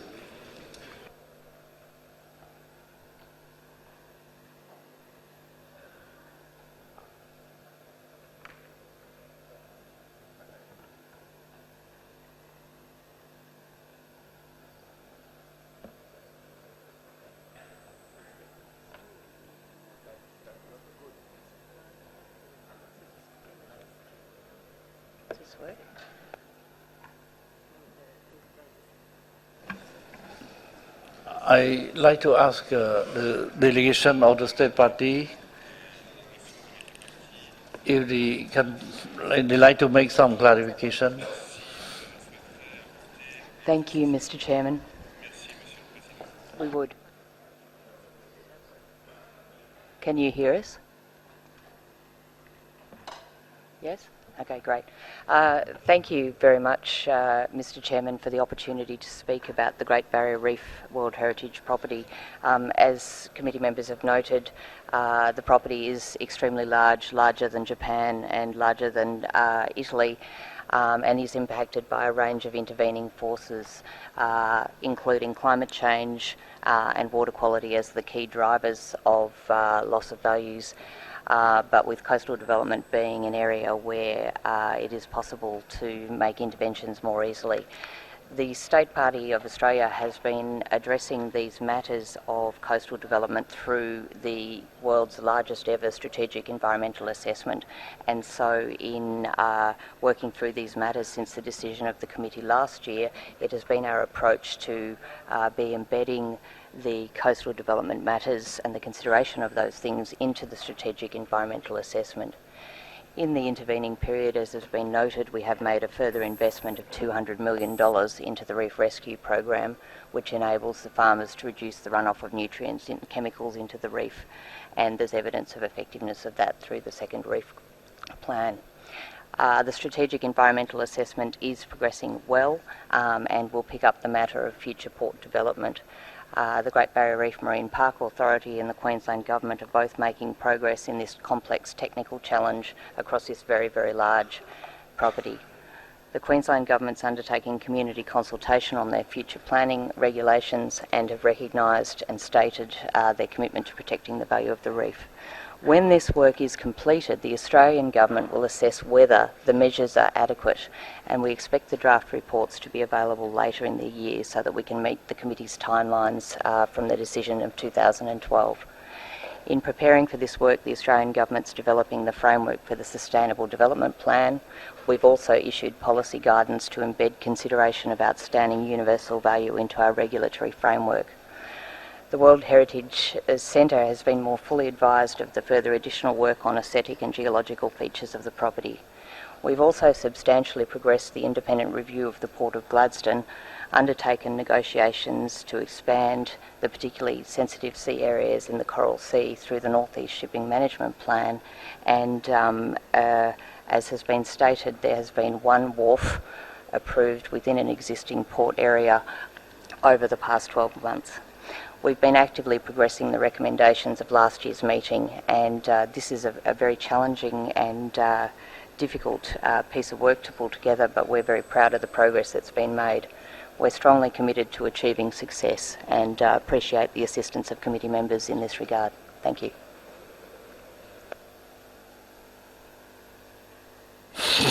So thank you for your clarification. But I'd like to ask the delegation from Germany and Iraq, you see, having raised the question. So can you be satisfied with the comment?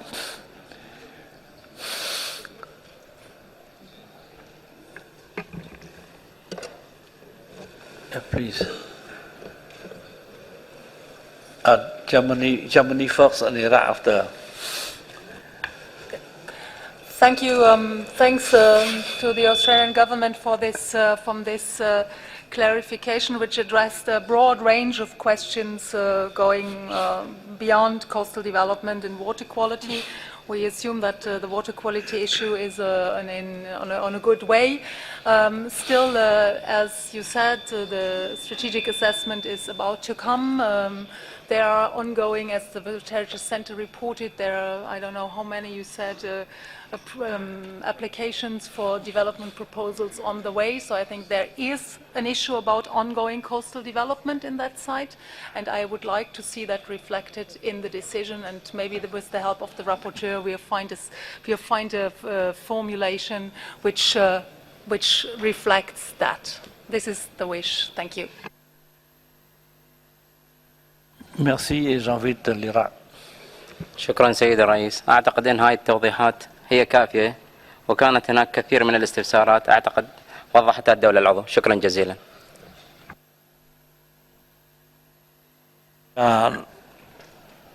La Suisse qui veut prendre la parole, s'il vous plaît. Merci, Monsieur le Président. Nous remercions aussi l'État d'Australie pour les précieuses informations, mais nous soutenons l'Allemagne dans le cadre du développement côtier. Merci.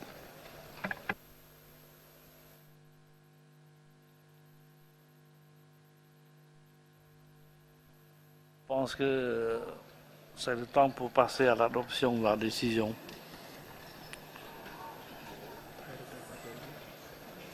No, I invite you to adopt the draft decision 37,7B10.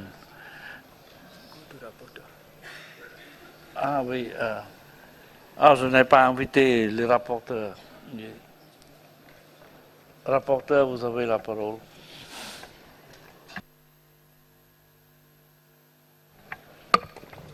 Thank you, Mr. Chair. As was requested by our members of the committee of the first place, Germany, Serbia, Switzerland, we took back the part of the number 6 that was deleted and put it again in the. Can I please have it on the screen? And I would read for you number 6, new, with the, as amended, notes with concern the limited progress made by state party in implementing key requests made by committee decision 36,7B8 and the recommendation of the March 2012 joint World Heritage Center IUCN reactive monitoring mission, as well as ongoing coastal development on the reef, and urges the state party to strengthen its efforts in order to fully implement the committee's requests and mission recommendations that have not yet or only partially being implemented, including by making commitments to. Thank you. Merci. This is the only amendment, so we can proceed to the adoption of the whole text.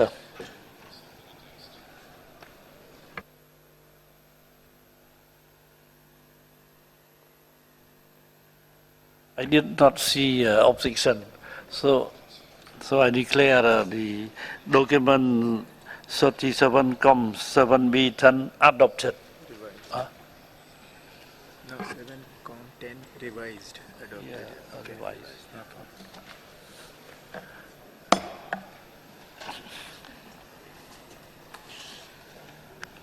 Mr. Patrick, just see Mr. Patrick for the next session, for the next property. India. I now give the floor to India. Thank you, Chair. It is our letter, India's letter, which has opened out a number of properties for discussion. If you would recall, if the committee would recall, that a large number of properties and sites were proposed to be passed, the draft resolutions, without discussion. Let me take you back to 2011 and Paris, where there is a decision of the committee that the ordinary cycle of reporting would be 2 years, unless there is some known or demonstrated urgency. So all of the sites that we requested were actually where the World Heritage Center or the draft resolution asked for reporting in 2014. And that's why we asked for it.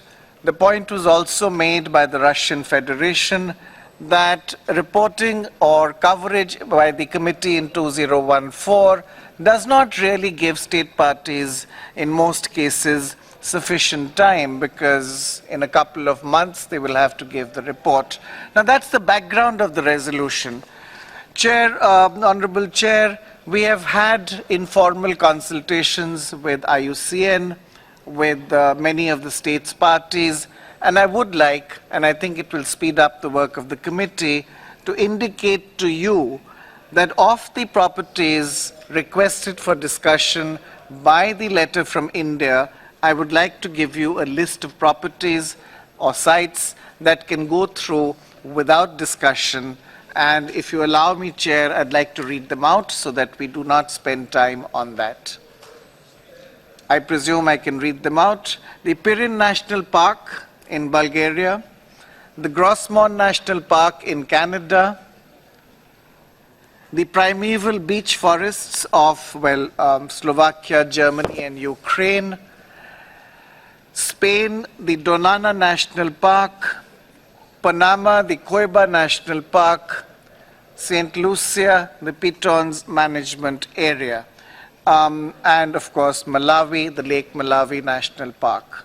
So with your permission, I am suggesting, and subject to confirmation by IUCN, that these be cleared without discussion. The other properties, of course, would be open for discussion because it is not clear to us or to the state party why they were listed in the first place in something that is not in agreement with the committee's own decision. Thank you, Chair.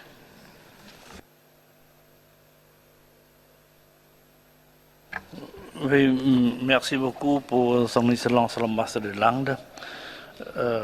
Je pense que nous laissons à l'UICN, parce que l'UICN a préparé en liste, voyez, et a indiqué les couleurs différentes pour dire que les sites qui doivent être discutés et les sites qui passent sans discussion. Aujourd'hui, il y a la suggestion de son excellent ambassadeur de Langue de retirer un sign list du couleur qui signifie qu'il y a discussion, oui, pour passer à la sans discussion. Voyez. Donc je demande ici de prendre ça en considération. Et aujourd'hui, j'invite M. Patry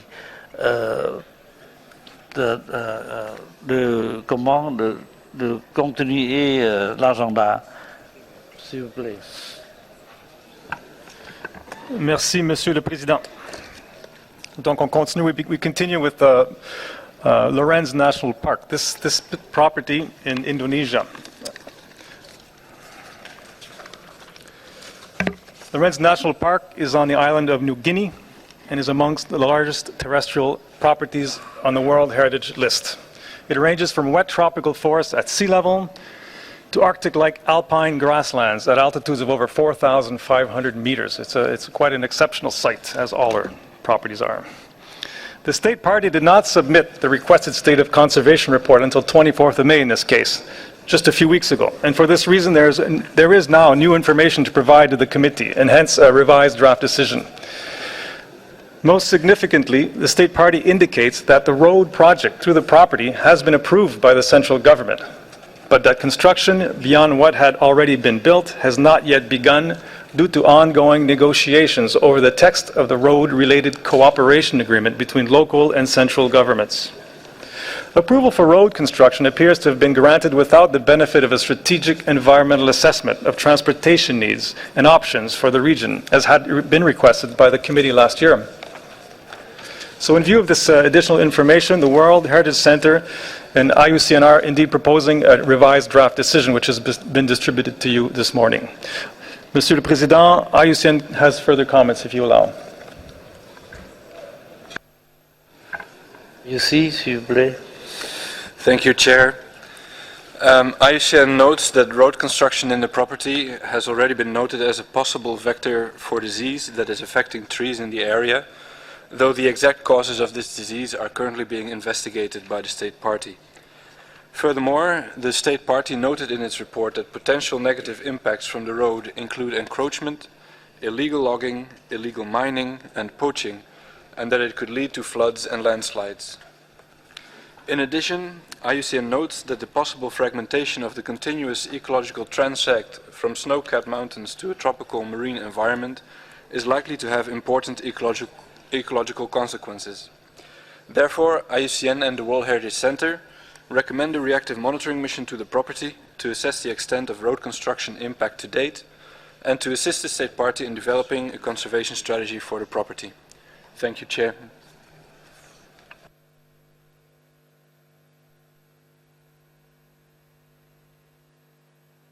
I now open the floor for comment.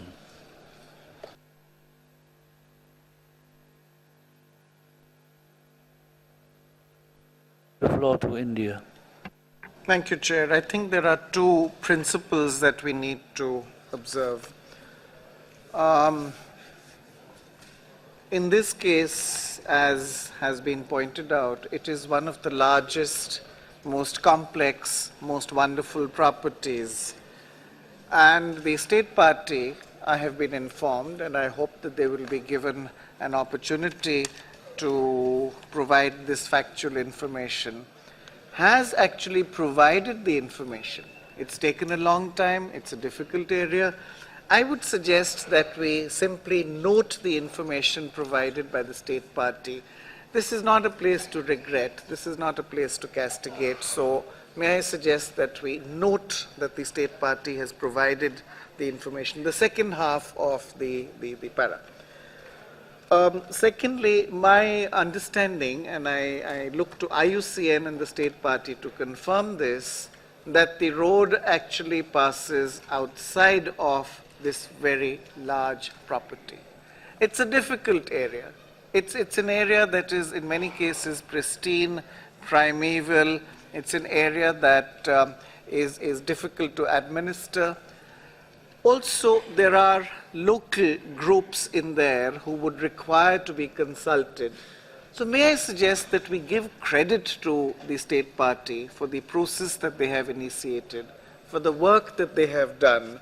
The substance of the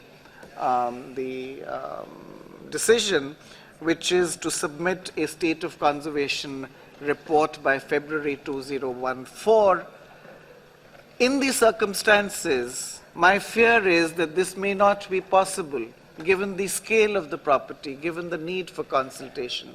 I would welcome a clarification from IUCN that we can actually take this to 2015.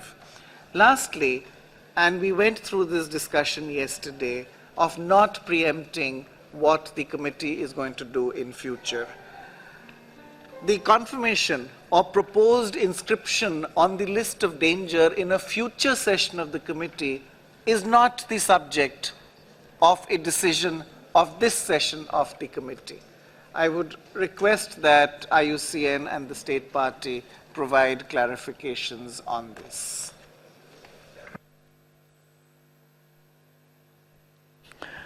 So I ask the state party or Indonesia if the delegation would like to give clarification.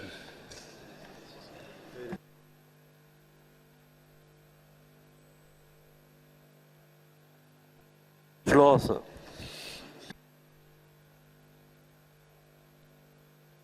Indonesia, you have the floor.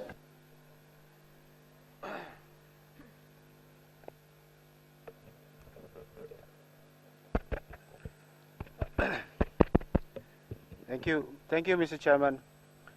Mr. Chairman, we would like to thank the committee member for giving us the opportunity to clarify. And we also would like to thank the IUCN and the committee for their recommendations. Basically, the government of Indonesia acknowledges and respects the concern of the committee over the proposed road project, and Indonesia continuously works to find the appropriate road technology that would not bring the negative impact to the outstanding universal value of the Lawrence National Park as a World Heritage Site. Let me assure the members of the committee that it is of the Indonesia's interest to preserve our nature for our own future generation. Nonetheless, Indonesia could not evade its responsibility to provide basic needs to its people, whoever and wherever they are. Indonesia is confident that this committee will decide wisely and thoroughly on the matter. Indonesia stands ready to assist and work with the committee and its member.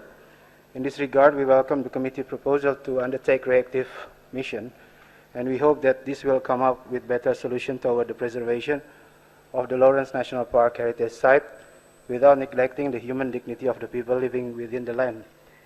We also would like to thank distinguished delegates of India for his recommendation to bring this matter into 2015 due date, if possible, since the consultations with the other stakeholders who made this proposition is taking a very lengthy discussions.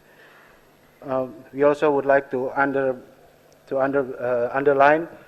that based on your draft decisions, there are two proposed roads, and the other one that has been mentioned by the distinguished delegates of India is actually on the outside of this national park.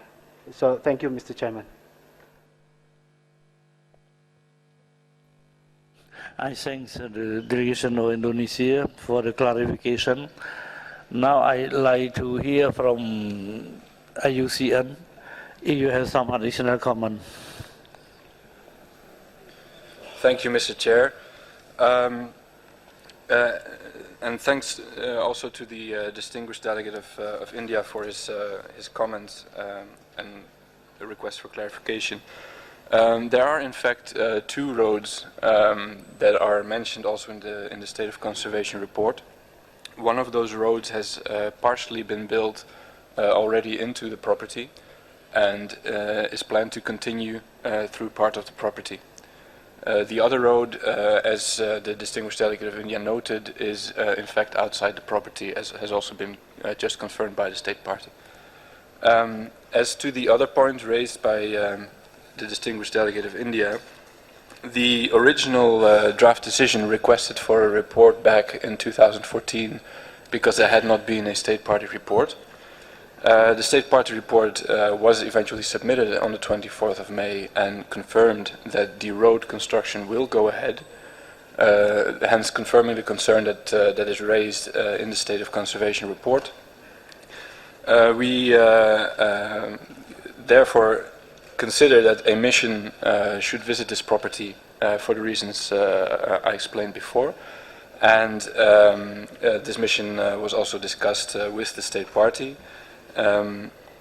If the mission does take place, if the committee decides to request for a mission, then there should also be a report back to the committee in 2014. Thank you, Chair. Merci beaucoup, le représentant de EUCN. Je pense que le rapporteur a quelque chose à dire encore. Oui, Andy avant. Thank you, Chair. There's very valuable clarifications. So I understand that the state party would invite a reactive monitoring mission, which is what the IUCN has asked for. I understand that the report would be available, I hope, in 2014. I don't think there is a need for the state party now to submit a state of conservation report by 1st February. I presume the reactive monitoring mission would cover that. I presume that all of the paragraphs which presume that the state party has not acted would be removed from the draft resolution, and we would have a kinder, gentler resolution. I presume that the reference to potential listing on the list of danger in 2014 would be removed. Thank you, Chair. Merci, Excellence Ambassadeur de Lang. Je pense que le rapporteur a quelque chose à expliquer, s'il vous plaît.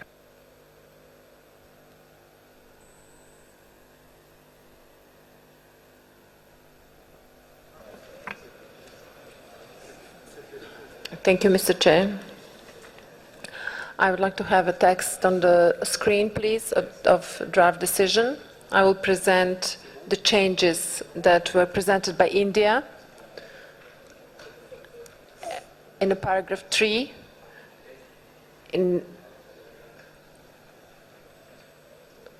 instead of regrets, we put takes note.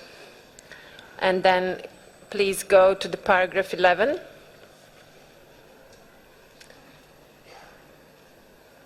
So instead of 1st February 2014, it was 2015. And the proposal of India is to delete the end of the paragraph that was bolded. Thank you, Mr. Chair.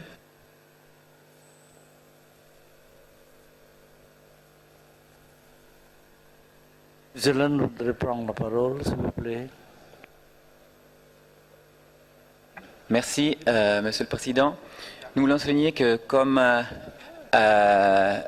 dit l'IUCN, il y aura une mission qui est favorablement accueilli par l'État d'Indonésie, qu'on remercie pour les informations et pour cette ouverture. Donc, le rapport en 2014 est justifié.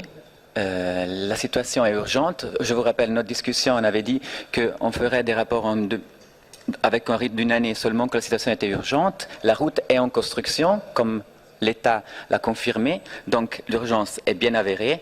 2014 est donc à retenir pour le rapport. De plus, on sait très bien que la construction de routes de cette importance a un potentiel de mettre en danger la survie de populations animales, et donc aussi le fait d'envisager de mettre ce site, qui est reconnu pour sa biodiversité,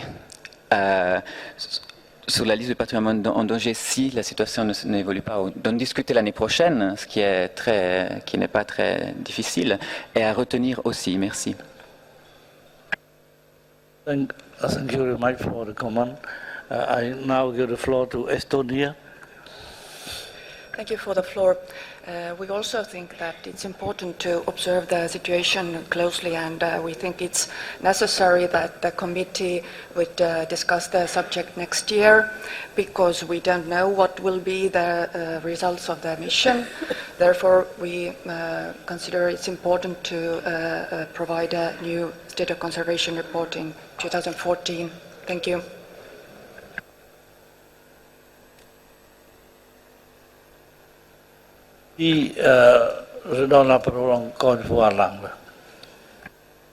Thank you, Chair.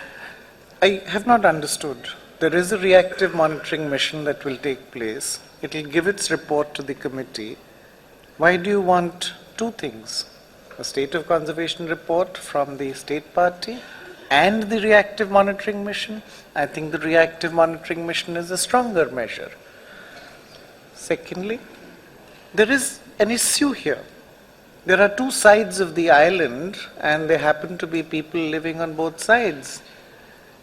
There is no way that you cannot provide communication, that you cannot provide access, that you cannot provide a basic standard of life and living. There has to be a way in which the needs of the people and the need to preserve and protect the outstanding universal value, both are being catered for. Thirdly, the point that it could come to the list of danger, of course, but it could not also come to the list of danger. Why are we preempting this? Why are we putting words that are not necessary and words that do no credit? I think there is a great deal of synergy between what IUCN is saying and what the state party is saying. I think we should respect that. And therefore, may I suggest that we delete the references to potential list in danger. That could apply to any property, to every property on the 1,000 or so that we have. Secondly, if there is a reactive monitoring mission, why are we asking the state party again? You received the information 3 weeks ago. You want them to make another state of conservation report? Then why have the reactive monitoring mission? Thank you, Chair. Yeah, thank you for the comment. I now give the floor to Germany. Yeah? Thank you, Mr. Chairman. As far as I understand, the committee makes up its mind and its discussion on the basis of a report, the so-called State of Conservation report, which is delivered here in the documents we're having in front of us. And usually these reports build on two things. Well, first of all, on the State of Conservation report delivered by the state party, and secondly, if it happened, a mission. So I, as a committee member, would like to see a decision based on both in the next year, a report by the state party and the mission, because this is two different things. One is the information coming from the state party, and we had lots of discussions here where we want to ensure that the state party can have their say. So I think the report is a very important measure in this process. Thank you.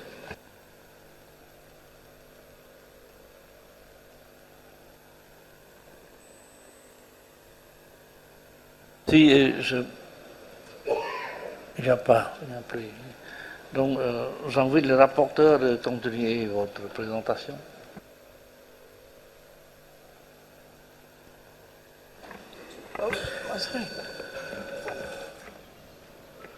Respected Chair, 3 weeks ago you received information from the state party. As we have seen, you want them to prepare in 6 months another state of conservation report? Are we not stretching this? Is there no information that, will come afresh? Can we ask the IUCN whether they think that the reactive monitoring mission would provide an adequate basis for a decision by the committee, or whether you want yet another state of conservation report to be prepared by the state party? I think this is a matter of objective concern. What is the fresh information that the state party will give in the next few months, which it has not given in the last 3 weeks? You have the floor. Yes.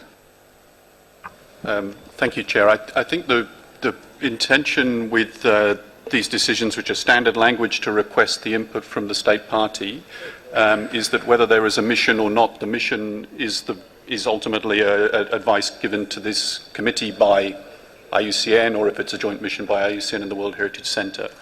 So I think the intention of the paragraph is to have the opportunity for the state party to provide its own report to the normal deadline, which would be fed into the state of conservation report that would be considered next year. So the mission report we try to always undertake to a high standard, and we would hope it would give a very good basis to the committee to consider matters, but it cannot be the view of the state party. It's the report which you would receive from IUCN in this instance. So I think the point for the committee to consider is how it would wish the state party to provide input to a report that would be considered next year. And if that clarifies for the distinguished delegate, I think that's the intention of the paragraph. Thank you.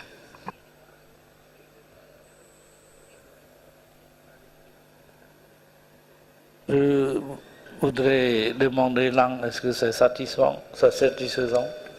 Yeah. Chair, I think we need to turn to the state party. There are many ways in which state parties can provide information. And I presume that if a reactive monitoring mission or any mission went, the state party would provide information.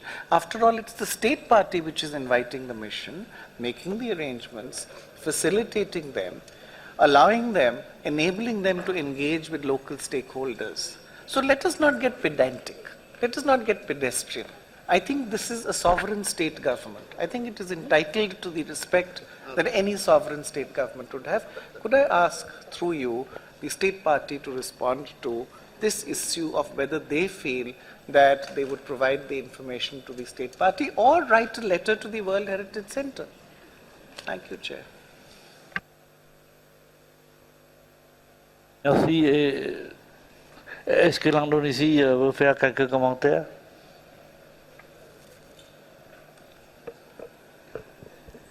Thank you, Chair. I think what has been mentioned by distinguished delegates of India is very clear. We already stated earlier that we invite the reactive monitoring mission to come to Indonesia. And basically the issue of the content of that report will basically not very much different. So we will give it the decision to this committee for which one is going to be deal with. Thank you, Mr. Chairman.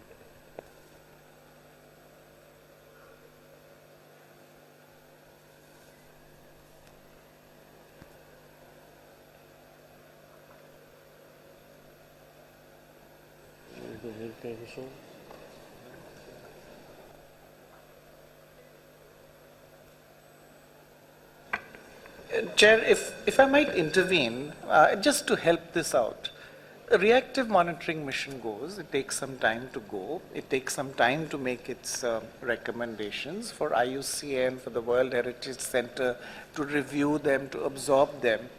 All of this will happen, and then you want the state party in the remaining period, which could be days before the 1st of February, to submit its report based on what the reactive monitoring mission is saying. This is not fair, this is not enough time, and the state party is saying that we've invited the mission.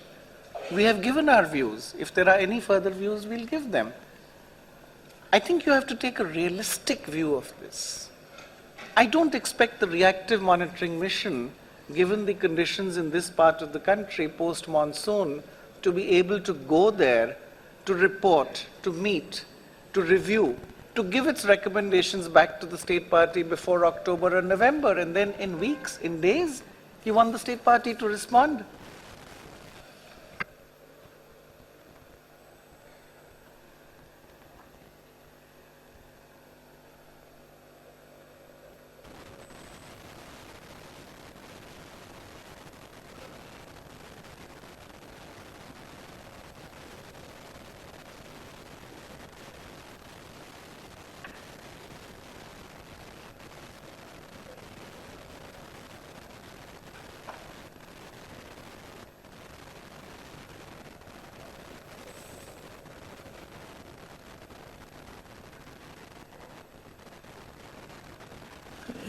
So I think I'm thinking what should be the solution now.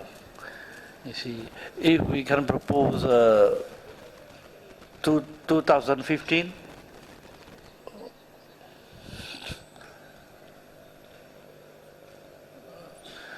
so I ask the committee, you see, if so, we can raise the hand, I think.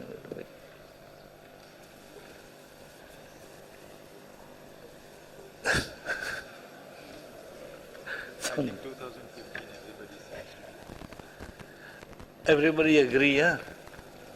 No. On what?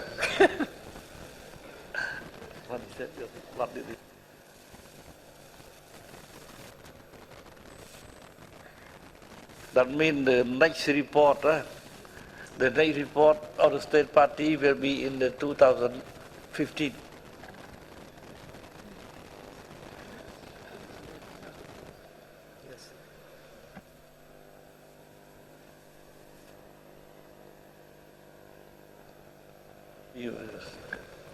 Sorry, I just want to clarify two things. We're talking about two things. We're talking about a state party report for 1st of February, which there seems to be some interest in and maybe some consensus to putting it 2015.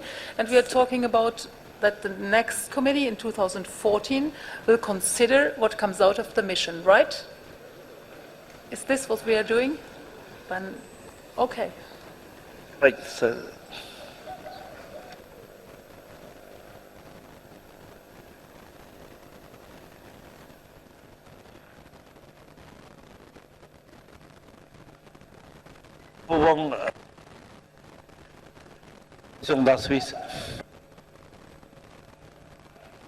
Merci, Monsieur le Président. Si on veut discuter l'année prochaine de ce cas, il faut laisser la possibilité à l'État partie de s'exprimer, et ça fait à travers le rapport. Donc, par le dialogue, il faut laisser à l'État partie la possibilité de nous donner ce rapport en 2014, même si très court, mais un rapport est nécessaire. Merci.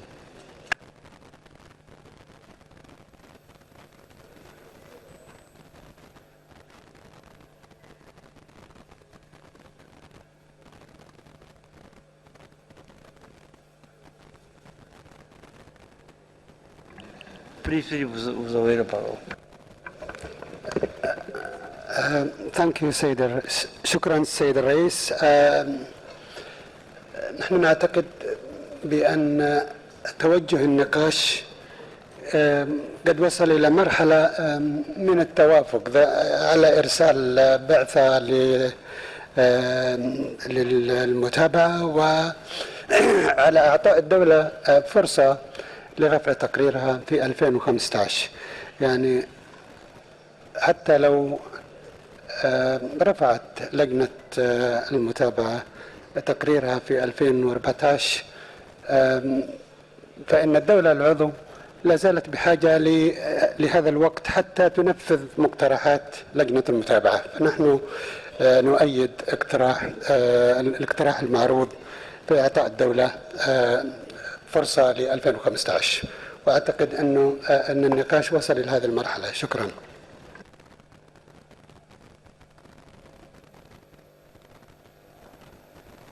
Merci beaucoup. Est-ce qu'il y a les autres commentaires?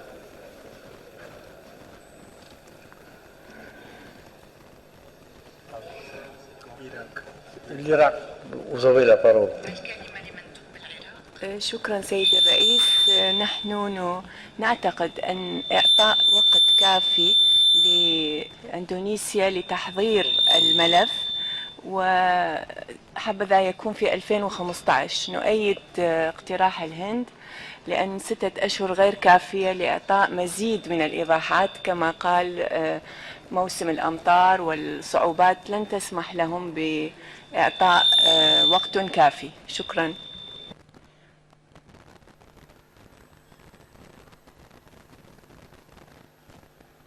Merci beaucoup. J'ai constaté que la plupart, vous voyez, la plupart d'entre nous sont d'avis de donner à l'Indonésie, vous voyez, un peu de temps, c'est-à-dire le rapport, soumettre le rapport en 2015 et la mission de suivi sera faite en 2014.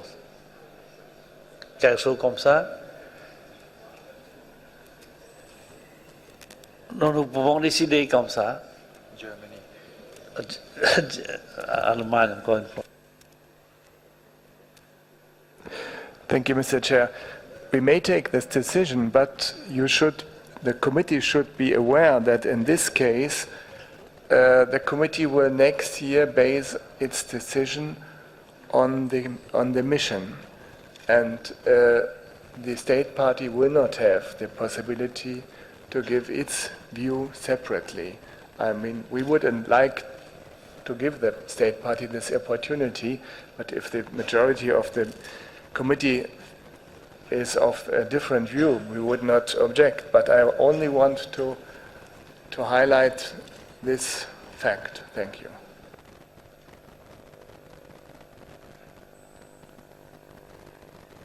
S'il vous plaît. Thank you, Mr. Chair. We understand the views of the other state parties of wanting to give more time to the state party to submit the report in 2015. But if we change the request of the state party for 2015, we would also have to change the part of examination by the committee at this 38th session. In that case, it would have to be 39th session. Otherwise, the proposal as it stands now, it's not consistent.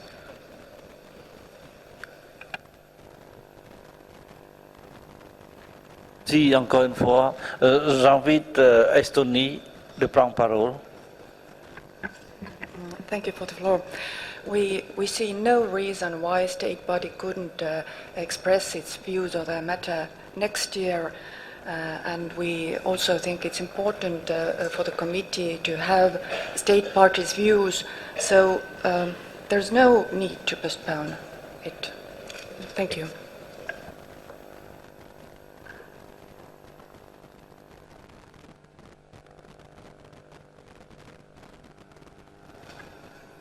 Avant de donner la parole à UAE et Mali, je voudrais demander l'avis de State Party d'Indonésie. Alors, comme il y a les demandes d'avoir le rapport de l'État parti en 2014. Alors, je demande à l'Indonésie de faire un peu de commentaires sur ça.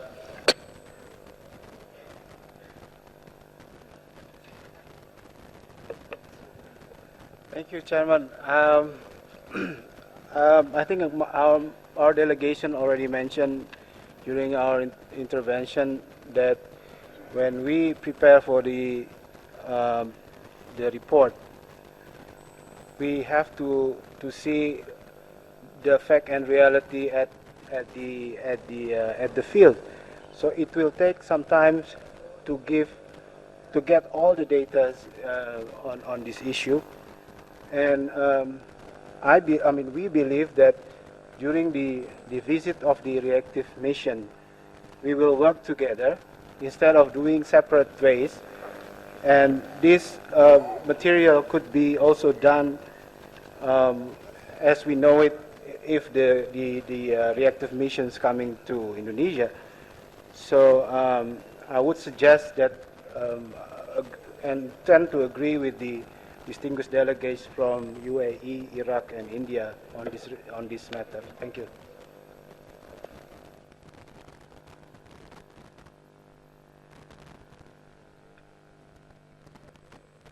Merci beaucoup de votre avis positif.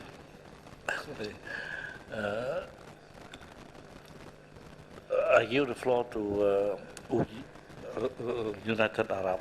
Please. شكرا سيد الرئيس.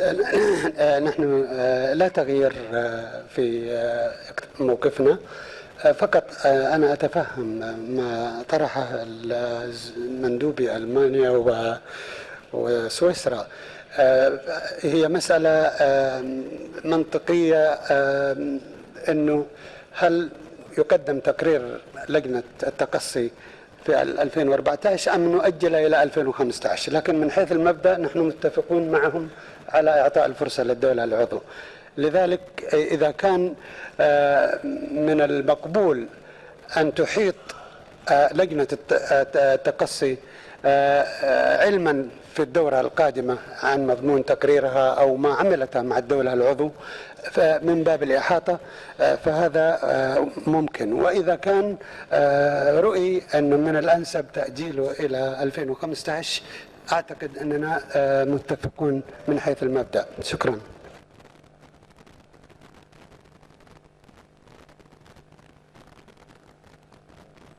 Merci. Je donne la parole à la Mali.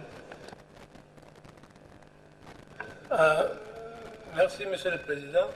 Monsieur le Président, la délégation malienne est entièrement d'accord à ce qu'un rapport soit fourni en 2015, mais on souhaiterait quand même un minimum de garantie. C'est quoi? C'est demander à l'État à partir d'inviter une mission de suivi au moins en 2014. D'inviter l'État à partir, demander à l'État à partir d'inviter une mission. Voilà. Au cours de l'année 2014, pardon. 2014, merci. Merci. Je donne la parole à Sénégal.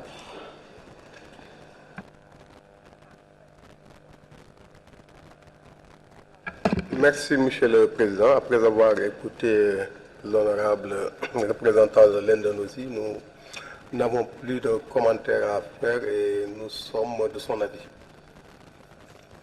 Si la délégation russe, vous avez la parole. Уважаемые коллеги, здесь просто нужно по тексту внимательно посмотреть, потому что если мы говорим, что представить отчет на 38-ю сессию, на 39-ю в 2015 году, значит и все остальное должно быть в 2015 году. Просто внимательно по тексту пройтись. Спасибо.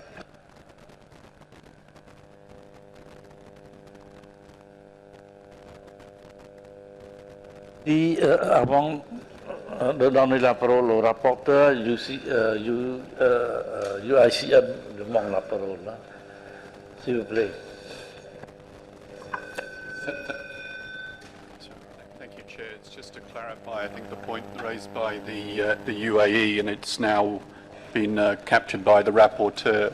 So as far as the timescale is concerned for the reactive monitoring mission, that might be carried out this year, or it might be carried out early next year, and it would be possible, working with the good cooperation with the State Party, who I see are nodding to me, that we could bring a report from that process to the committee's next session in 2014. So I see the scribes have caught that, and then if the committee so wishes, it would be a logical process to defer the State Party report until 2015. It's a slightly unusual process, but if that's the committee's wish, at least the decision now will flow to it, and we would understand how to implement it. And if the committee and the State Party are content that that gives a reasonable basis to provide a report next year, then of course we can proceed in that way. Thank you, Chair.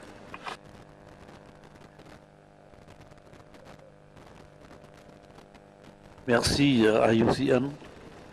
Maintenant, je pense que nous sommes assez clairs pour que le rapporteur présente la nouvelle version corrigée. S'il vous plaît, le rapporteur.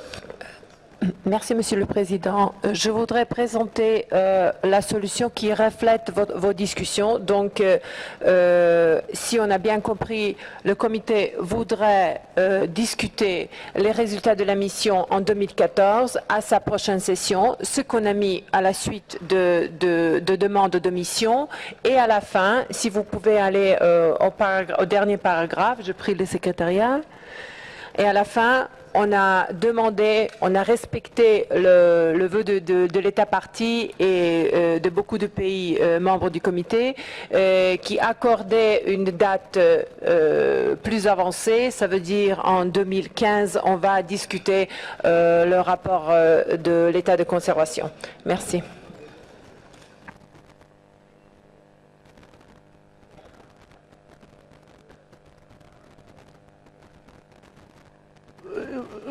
Yes, vous avez la parole.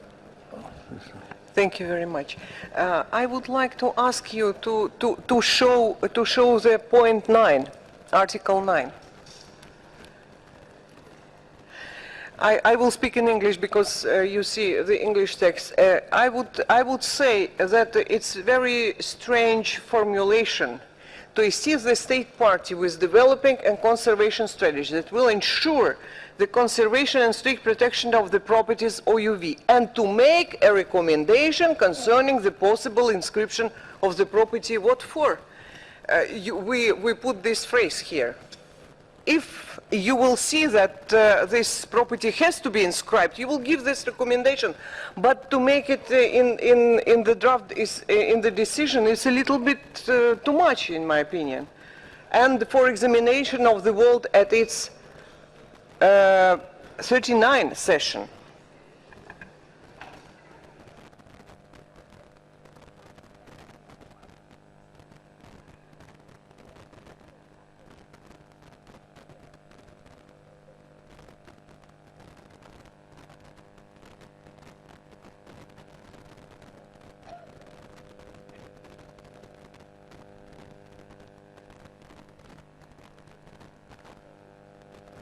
And 39th session in 2015.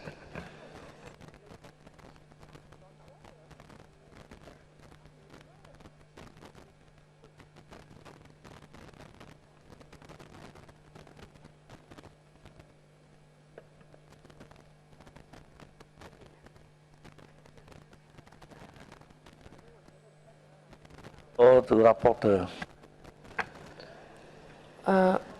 Excuse me. We would like the committee express its will to discuss next year the results of the mission. So that's why we put here 38, and when it's about a report of the state of conservation, then it's 39. Okay? Thank you.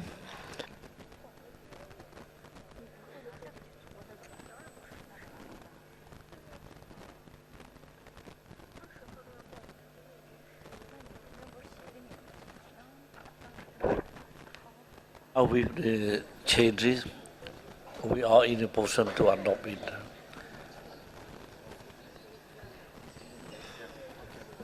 Okay, no more comment. I declare the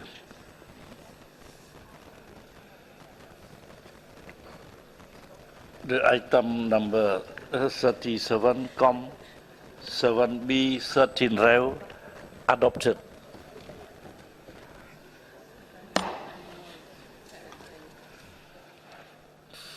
Proceeding further, the Minister of Mali is here.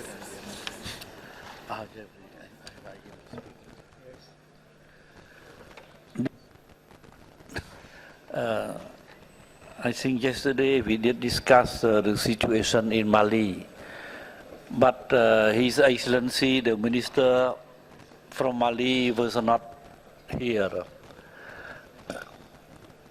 Now, Excellency, the Minister of Culture from Mali is here, and I think it is very interesting, you see, for all of us to listen to his comment about the situation about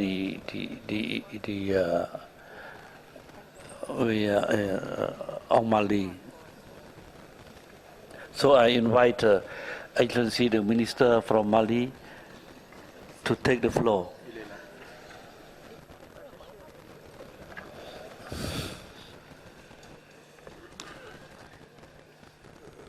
Merci, Monsieur le Président. Monsieur le sous-directeur général de la culture de l'UNESCO, représentant Madame la directrice Irina Bokova, Monsieur le directeur du Centre du patrimoine mondial, Mesdames et Messieurs, honorables distingués membres du Comité du patrimoine mondial, chers participants, permettez-nous tout d'abord de remercier Monsieur le Premier ministre du Cambodge pour l'invitation faite à notre endroit en vue de participer à cette session, notre session. Mesdames et Messieurs, il y a un an, lors de la 36e session de votre comité tenue dans la ville historique de Saint-Pétersbourg, mon prédécesseur, Madame le ministre de la Culture, Diallo Fadima Touré, vivait avec vous des moments de grandes émotions avec la destruction programmée des mausolées de Tombouctou inscrits sur la liste du patrimoine mondial. Des actes de vandalisme qui ont été commis sur le patrimoine au nom du djihad et qui n'en est pas un parce que les populations de cette partie du Mali ont connu l'islam depuis au moins le XIe siècle. L'université de Sankoré, qui a accueilli plus de 25 000 étudiants venant du nord et du sud, ne dispensait-elle pas déjà l'éducation islamique? Les nombreux manuscrits dont certains sont perdus à jamais ne témoignent-ils pas du rayonnement de la culture islamique dans cette région entre le XIVe et le XVIe siècle? Tombouctou, Bilal al-Soudan, a été martyrisé par des hommes se réclamant d'un islam fondamentaliste.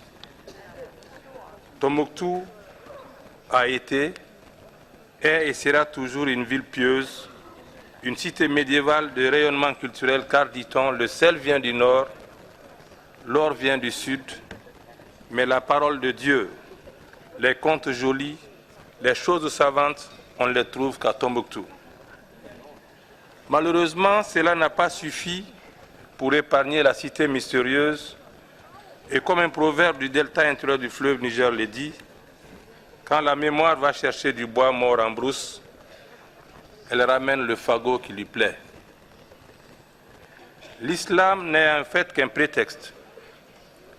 Il s'agissait véritablement d'une guerre d'occupation imposée par des groupes soi-disant djihadistes pour créer et organiser un espace propice au trafic d'armes et de stupéfiants, avec comme finalité le développement d'un nid terroriste sur la base des crimes organisés visant à réduire les espaces occupés par d'autres groupes humains qui aspirent à la paix, rien qu'à la paix, à la liberté et au bien-être culturel et social.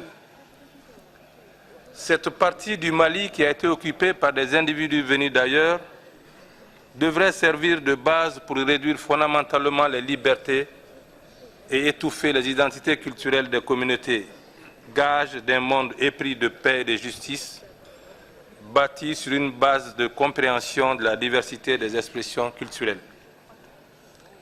Saint-Pétersbourg a été à l'origine de la mobilisation de la communauté internationale et de tous les peuples épris de paix et de justice pour stopper des desseins apocalyptiques des terroristes. L'appel lancé en juillet 2012 à la place Pierre-le-Grand a amorcé la lutte implacable contre la folie meurtrière et l'acharnement aveugle d'obscurantistes contre des biens culturels témoins matériels de la grandeur de l'histoire et des civilisations de notre pays et de la sous-région sahélo-saharienne. Vous comprendrez dès lors, Mesdames et Messieurs, les enjeux territoriaux du patrimoine culturel et la place de celui-ci dans le fondement des valeurs humaines. Le patrimoine, c'est bien des ressources naturelles et culturelles, mais c'est aussi et fondamentalement des valeurs inestimables et pas de simples produits marchands. Au nom du gouvernement du Mali, je voudrais dire merci à tous ceux d'entre vous qui, de façon anonyme, ont contribué à la lutte contre l'obscurantisme, le terrorisme et le narcotrafic, considérés comme des ennemis jurés de la protection et la promotion des biens du patrimoine de l'humanité. L'occupation des régions du nord du Mali par des terroristes a fait subir au patrimoine et à l'identité culturelle des communautés locales des dégâts incommensurables. Des édifices multiséculaires, témoins matériels de civilisation, d'histoire et d'art ont été saccagés.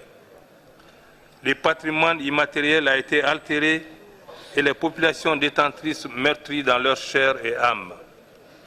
Imaginez une ville comme Tombouctou sans la fête du Maouloud, organisée annuellement pour célébrer la naissance du prophète Mohammed, paix et salut sur lui.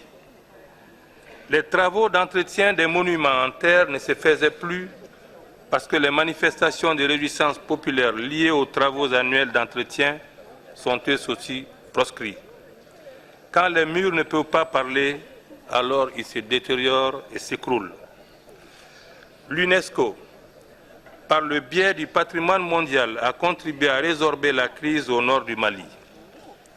C'est elle qui a soutenu l'adoption de la résolution 2100 votée par l'ONU à New York, et c'est elle qui se bat pour assimiler tout acte de destruction du patrimoine comme étant une atteinte grave à la dignité humaine et par conséquent un crime contre l'humanité. Permettez-moi, mesdames et messieurs, d'exprimer la reconnaissance du Mali à la France pour son engagement salutaire auprès du peuple malien et de son patrimoine culturel sauvé in extremis de la furia destructrice des terroristes et des intégristes religieux de notre âge. La France est aux côtés du Mali pour sauver et réhabiliter, valoriser les éléments de son patrimoine.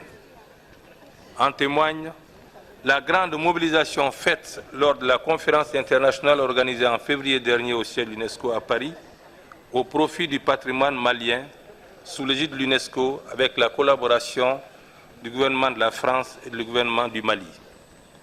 L'adoption d'un plan d'action qui a connu un début d'exécution suite à l'organisation d'une mission conjointe d'évaluation des dégâts à Tombouctou, effectuée par des experts maliens et internationaux.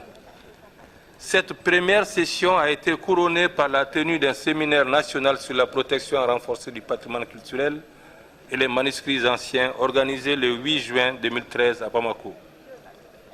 Le Mali est très motivé pour mettre en œuvre le plan d'action et assurer du soutien de la communauté internationale.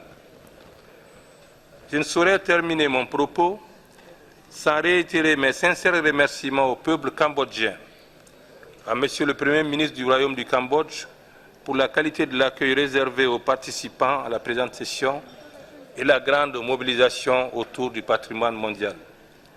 Je souhaite enfin un plein succès à la suite de vos travaux. Vive le patrimoine mondial et la convention qui les régit pour que vive l'humanité. Je vous remercie.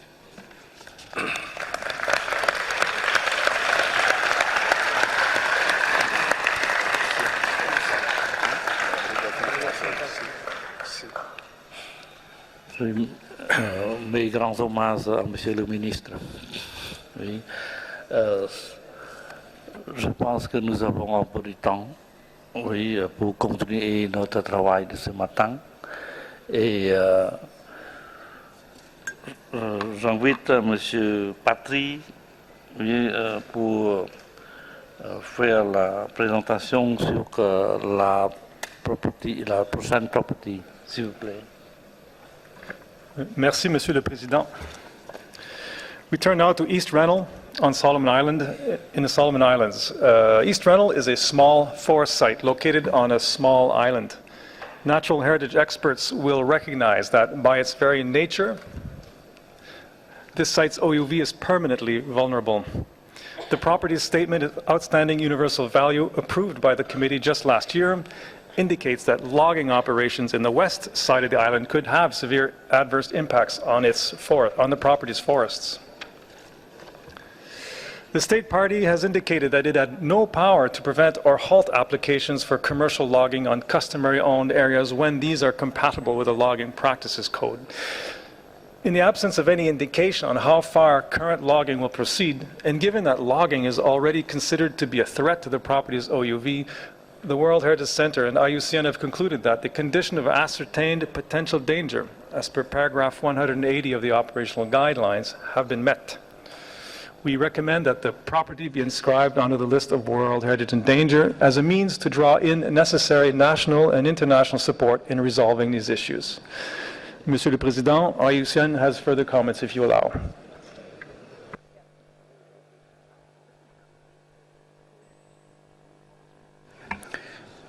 With your permission, Chair.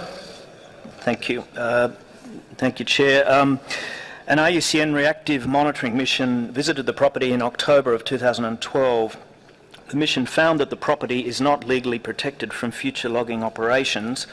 The mission also noted that black ship rat had been observed in West Rennell, particularly where logging machinery was offloaded from ships. IUCN expresses serious concern that this invasive species will spread into the island's forests, where it will have a severe impact on native wildlife, including within the property. A January 2012 assessment of logging operations in West Rennell acknowledged major environmental impacts which would indirectly impact on the property's integrity through loss of island biodiversity and visual impact. IUCN considers that these issues in combination present a clear potential danger to the property's outstanding universal value, in line with Para 180 of the operational guidelines. IUCN further notes that the property is under pressure from a range of other adverse impacts, including overexploitation of coconut crabs and other marine resources, climate change and deficiencies in management capacity. So we believe that the in danger listing will strengthen the ability to marshal international support to the property and more clearly define the necessary actions to conserve East Rennell's outstanding universal value. Thank you, Chair.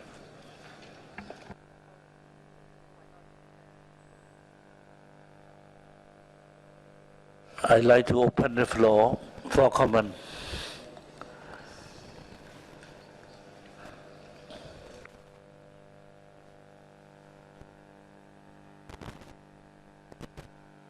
Comment. Oui, je ne vois pas des manques. Oui, c'est Japon. C'est Japon, vous avez la parole. Japan would like to ask the state party how they think this inscription on the danger list can be used if the state party or somebody who can represent them is in here.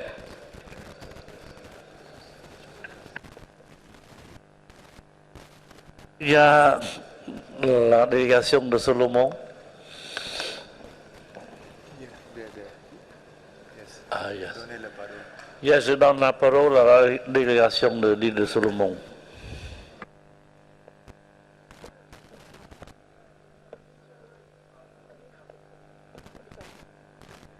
Thank you, Chair, for giving Solomon Islands this opportunity. Firstly, on behalf of the Solomon Islands government, I wish to express our appreciation for the Cambodian authorities for their wonderful hospitality. Chair, East Rennell was listed as a World Heritage Area in 1998 under Criterion 9 of the Convention.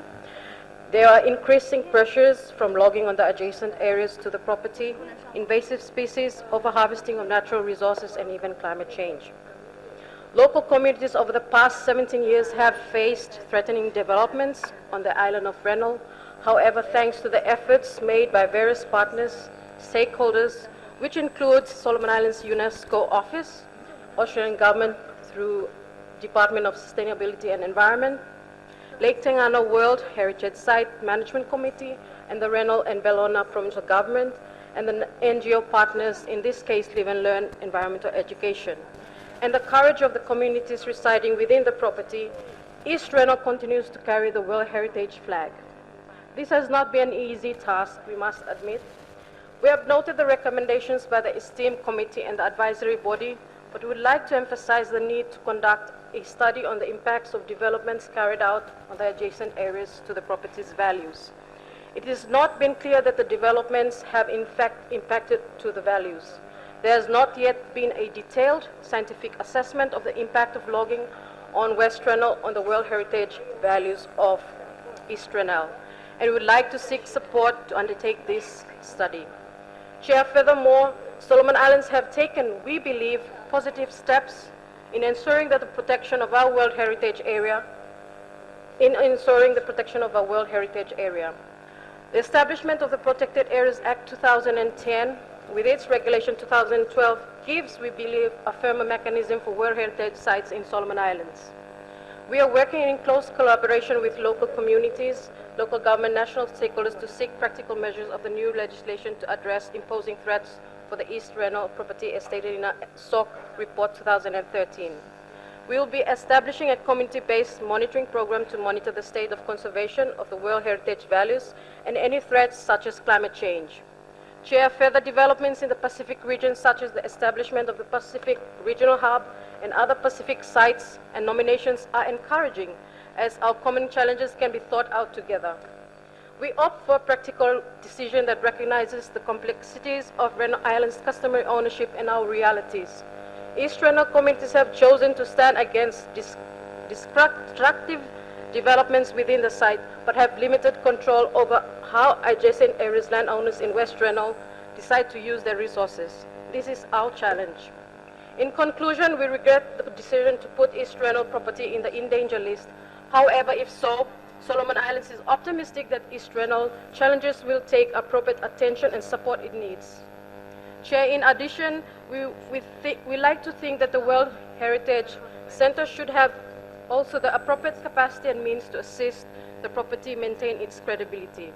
Solomon Islands do hope for an improved report in 2014. With these few remarks, I thank you, Chair.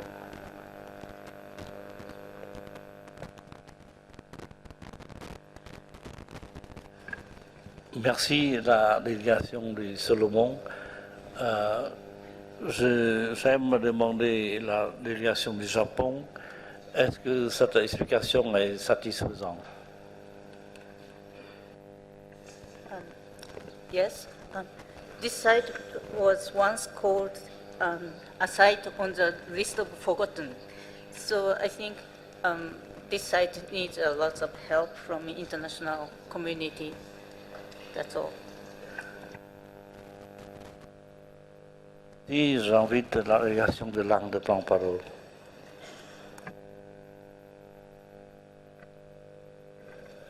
Thank you, Chairperson. We commend the State Party for understanding the issues concerning this property. What we also understand is it's really the East Reno, which is the property area, and the adverse impacts of logging in the West Reno are at present not established. So we would just request that in the decision this part is taken care of, and we allow the State Party to actually assess the impact of logging in the Western Reno. Thank you.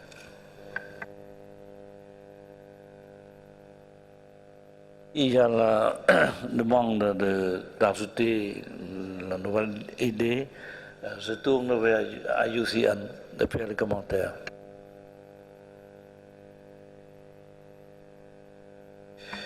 Thank you, Chair. I think IUCN very clearly would wish to approach this in a constructive way to work with the State Party to address these issues. I think that the proposal to undertake an assessment of the impacts of logging in West Reno is a sensible approach to clarifying exactly what impacts there may be on the outstanding universal values of the inscribed property. And I would just note that I think there are numerous avenues of support within the region to assist the State Party in that regard, including IUCN's regional office in Oceania. Thank you.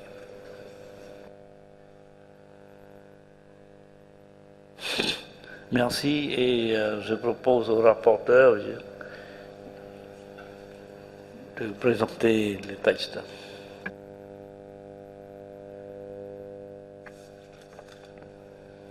I just want to point out that we had a slight amendment just in para 4. Please draft decision on the screen. And we consider what has been said by India. So in para 4, instead of Reno Island, we put East Reno. And then in para 8, we had a request the State Party to undertake an assessment to ascertain whether ongoing, etc., because I don't need to read all to lose the time. I think State Party express in some ways support to the draft decision. Thank you.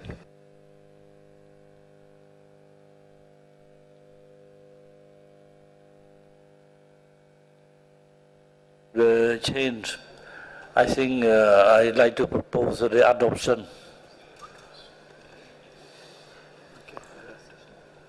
No more comment, no objection.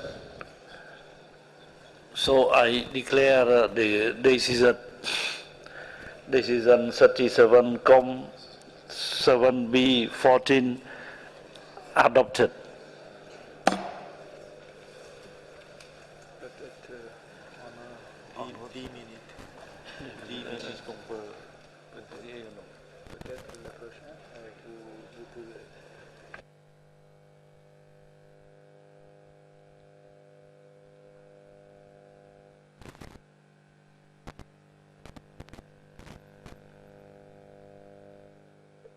Oui, je pense que nous pouvons prendre la pause, oui, pour continuer à 2h30.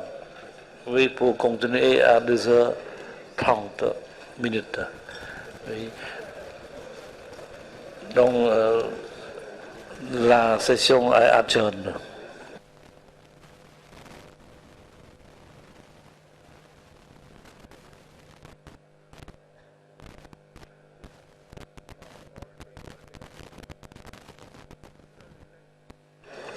Thank you, Mr. Chair. I just make some announcements. There are two side events. Wait a second, please. One is the signing ceremony for the UNESCO Panasonic Partnership Agreement by UNESCO's Director General and Panasonic Senior Managing Executive Director, which will take place in the West Wing foyer next to the plenary meeting to your right-hand side. Then you have World Heritage in Asia, the work of IUCN, at the advisory bodies room on the 4th floor from 1 o'clock to 2:15. And then you have the two working groups which have been established on Monday morning. The operational guidelines in the bureau room, which is the Champa room, at 12:30, which means now, and the budget group in the Champai room on the 3rd floor at 1:30. Thank you very much, Mr. Chair.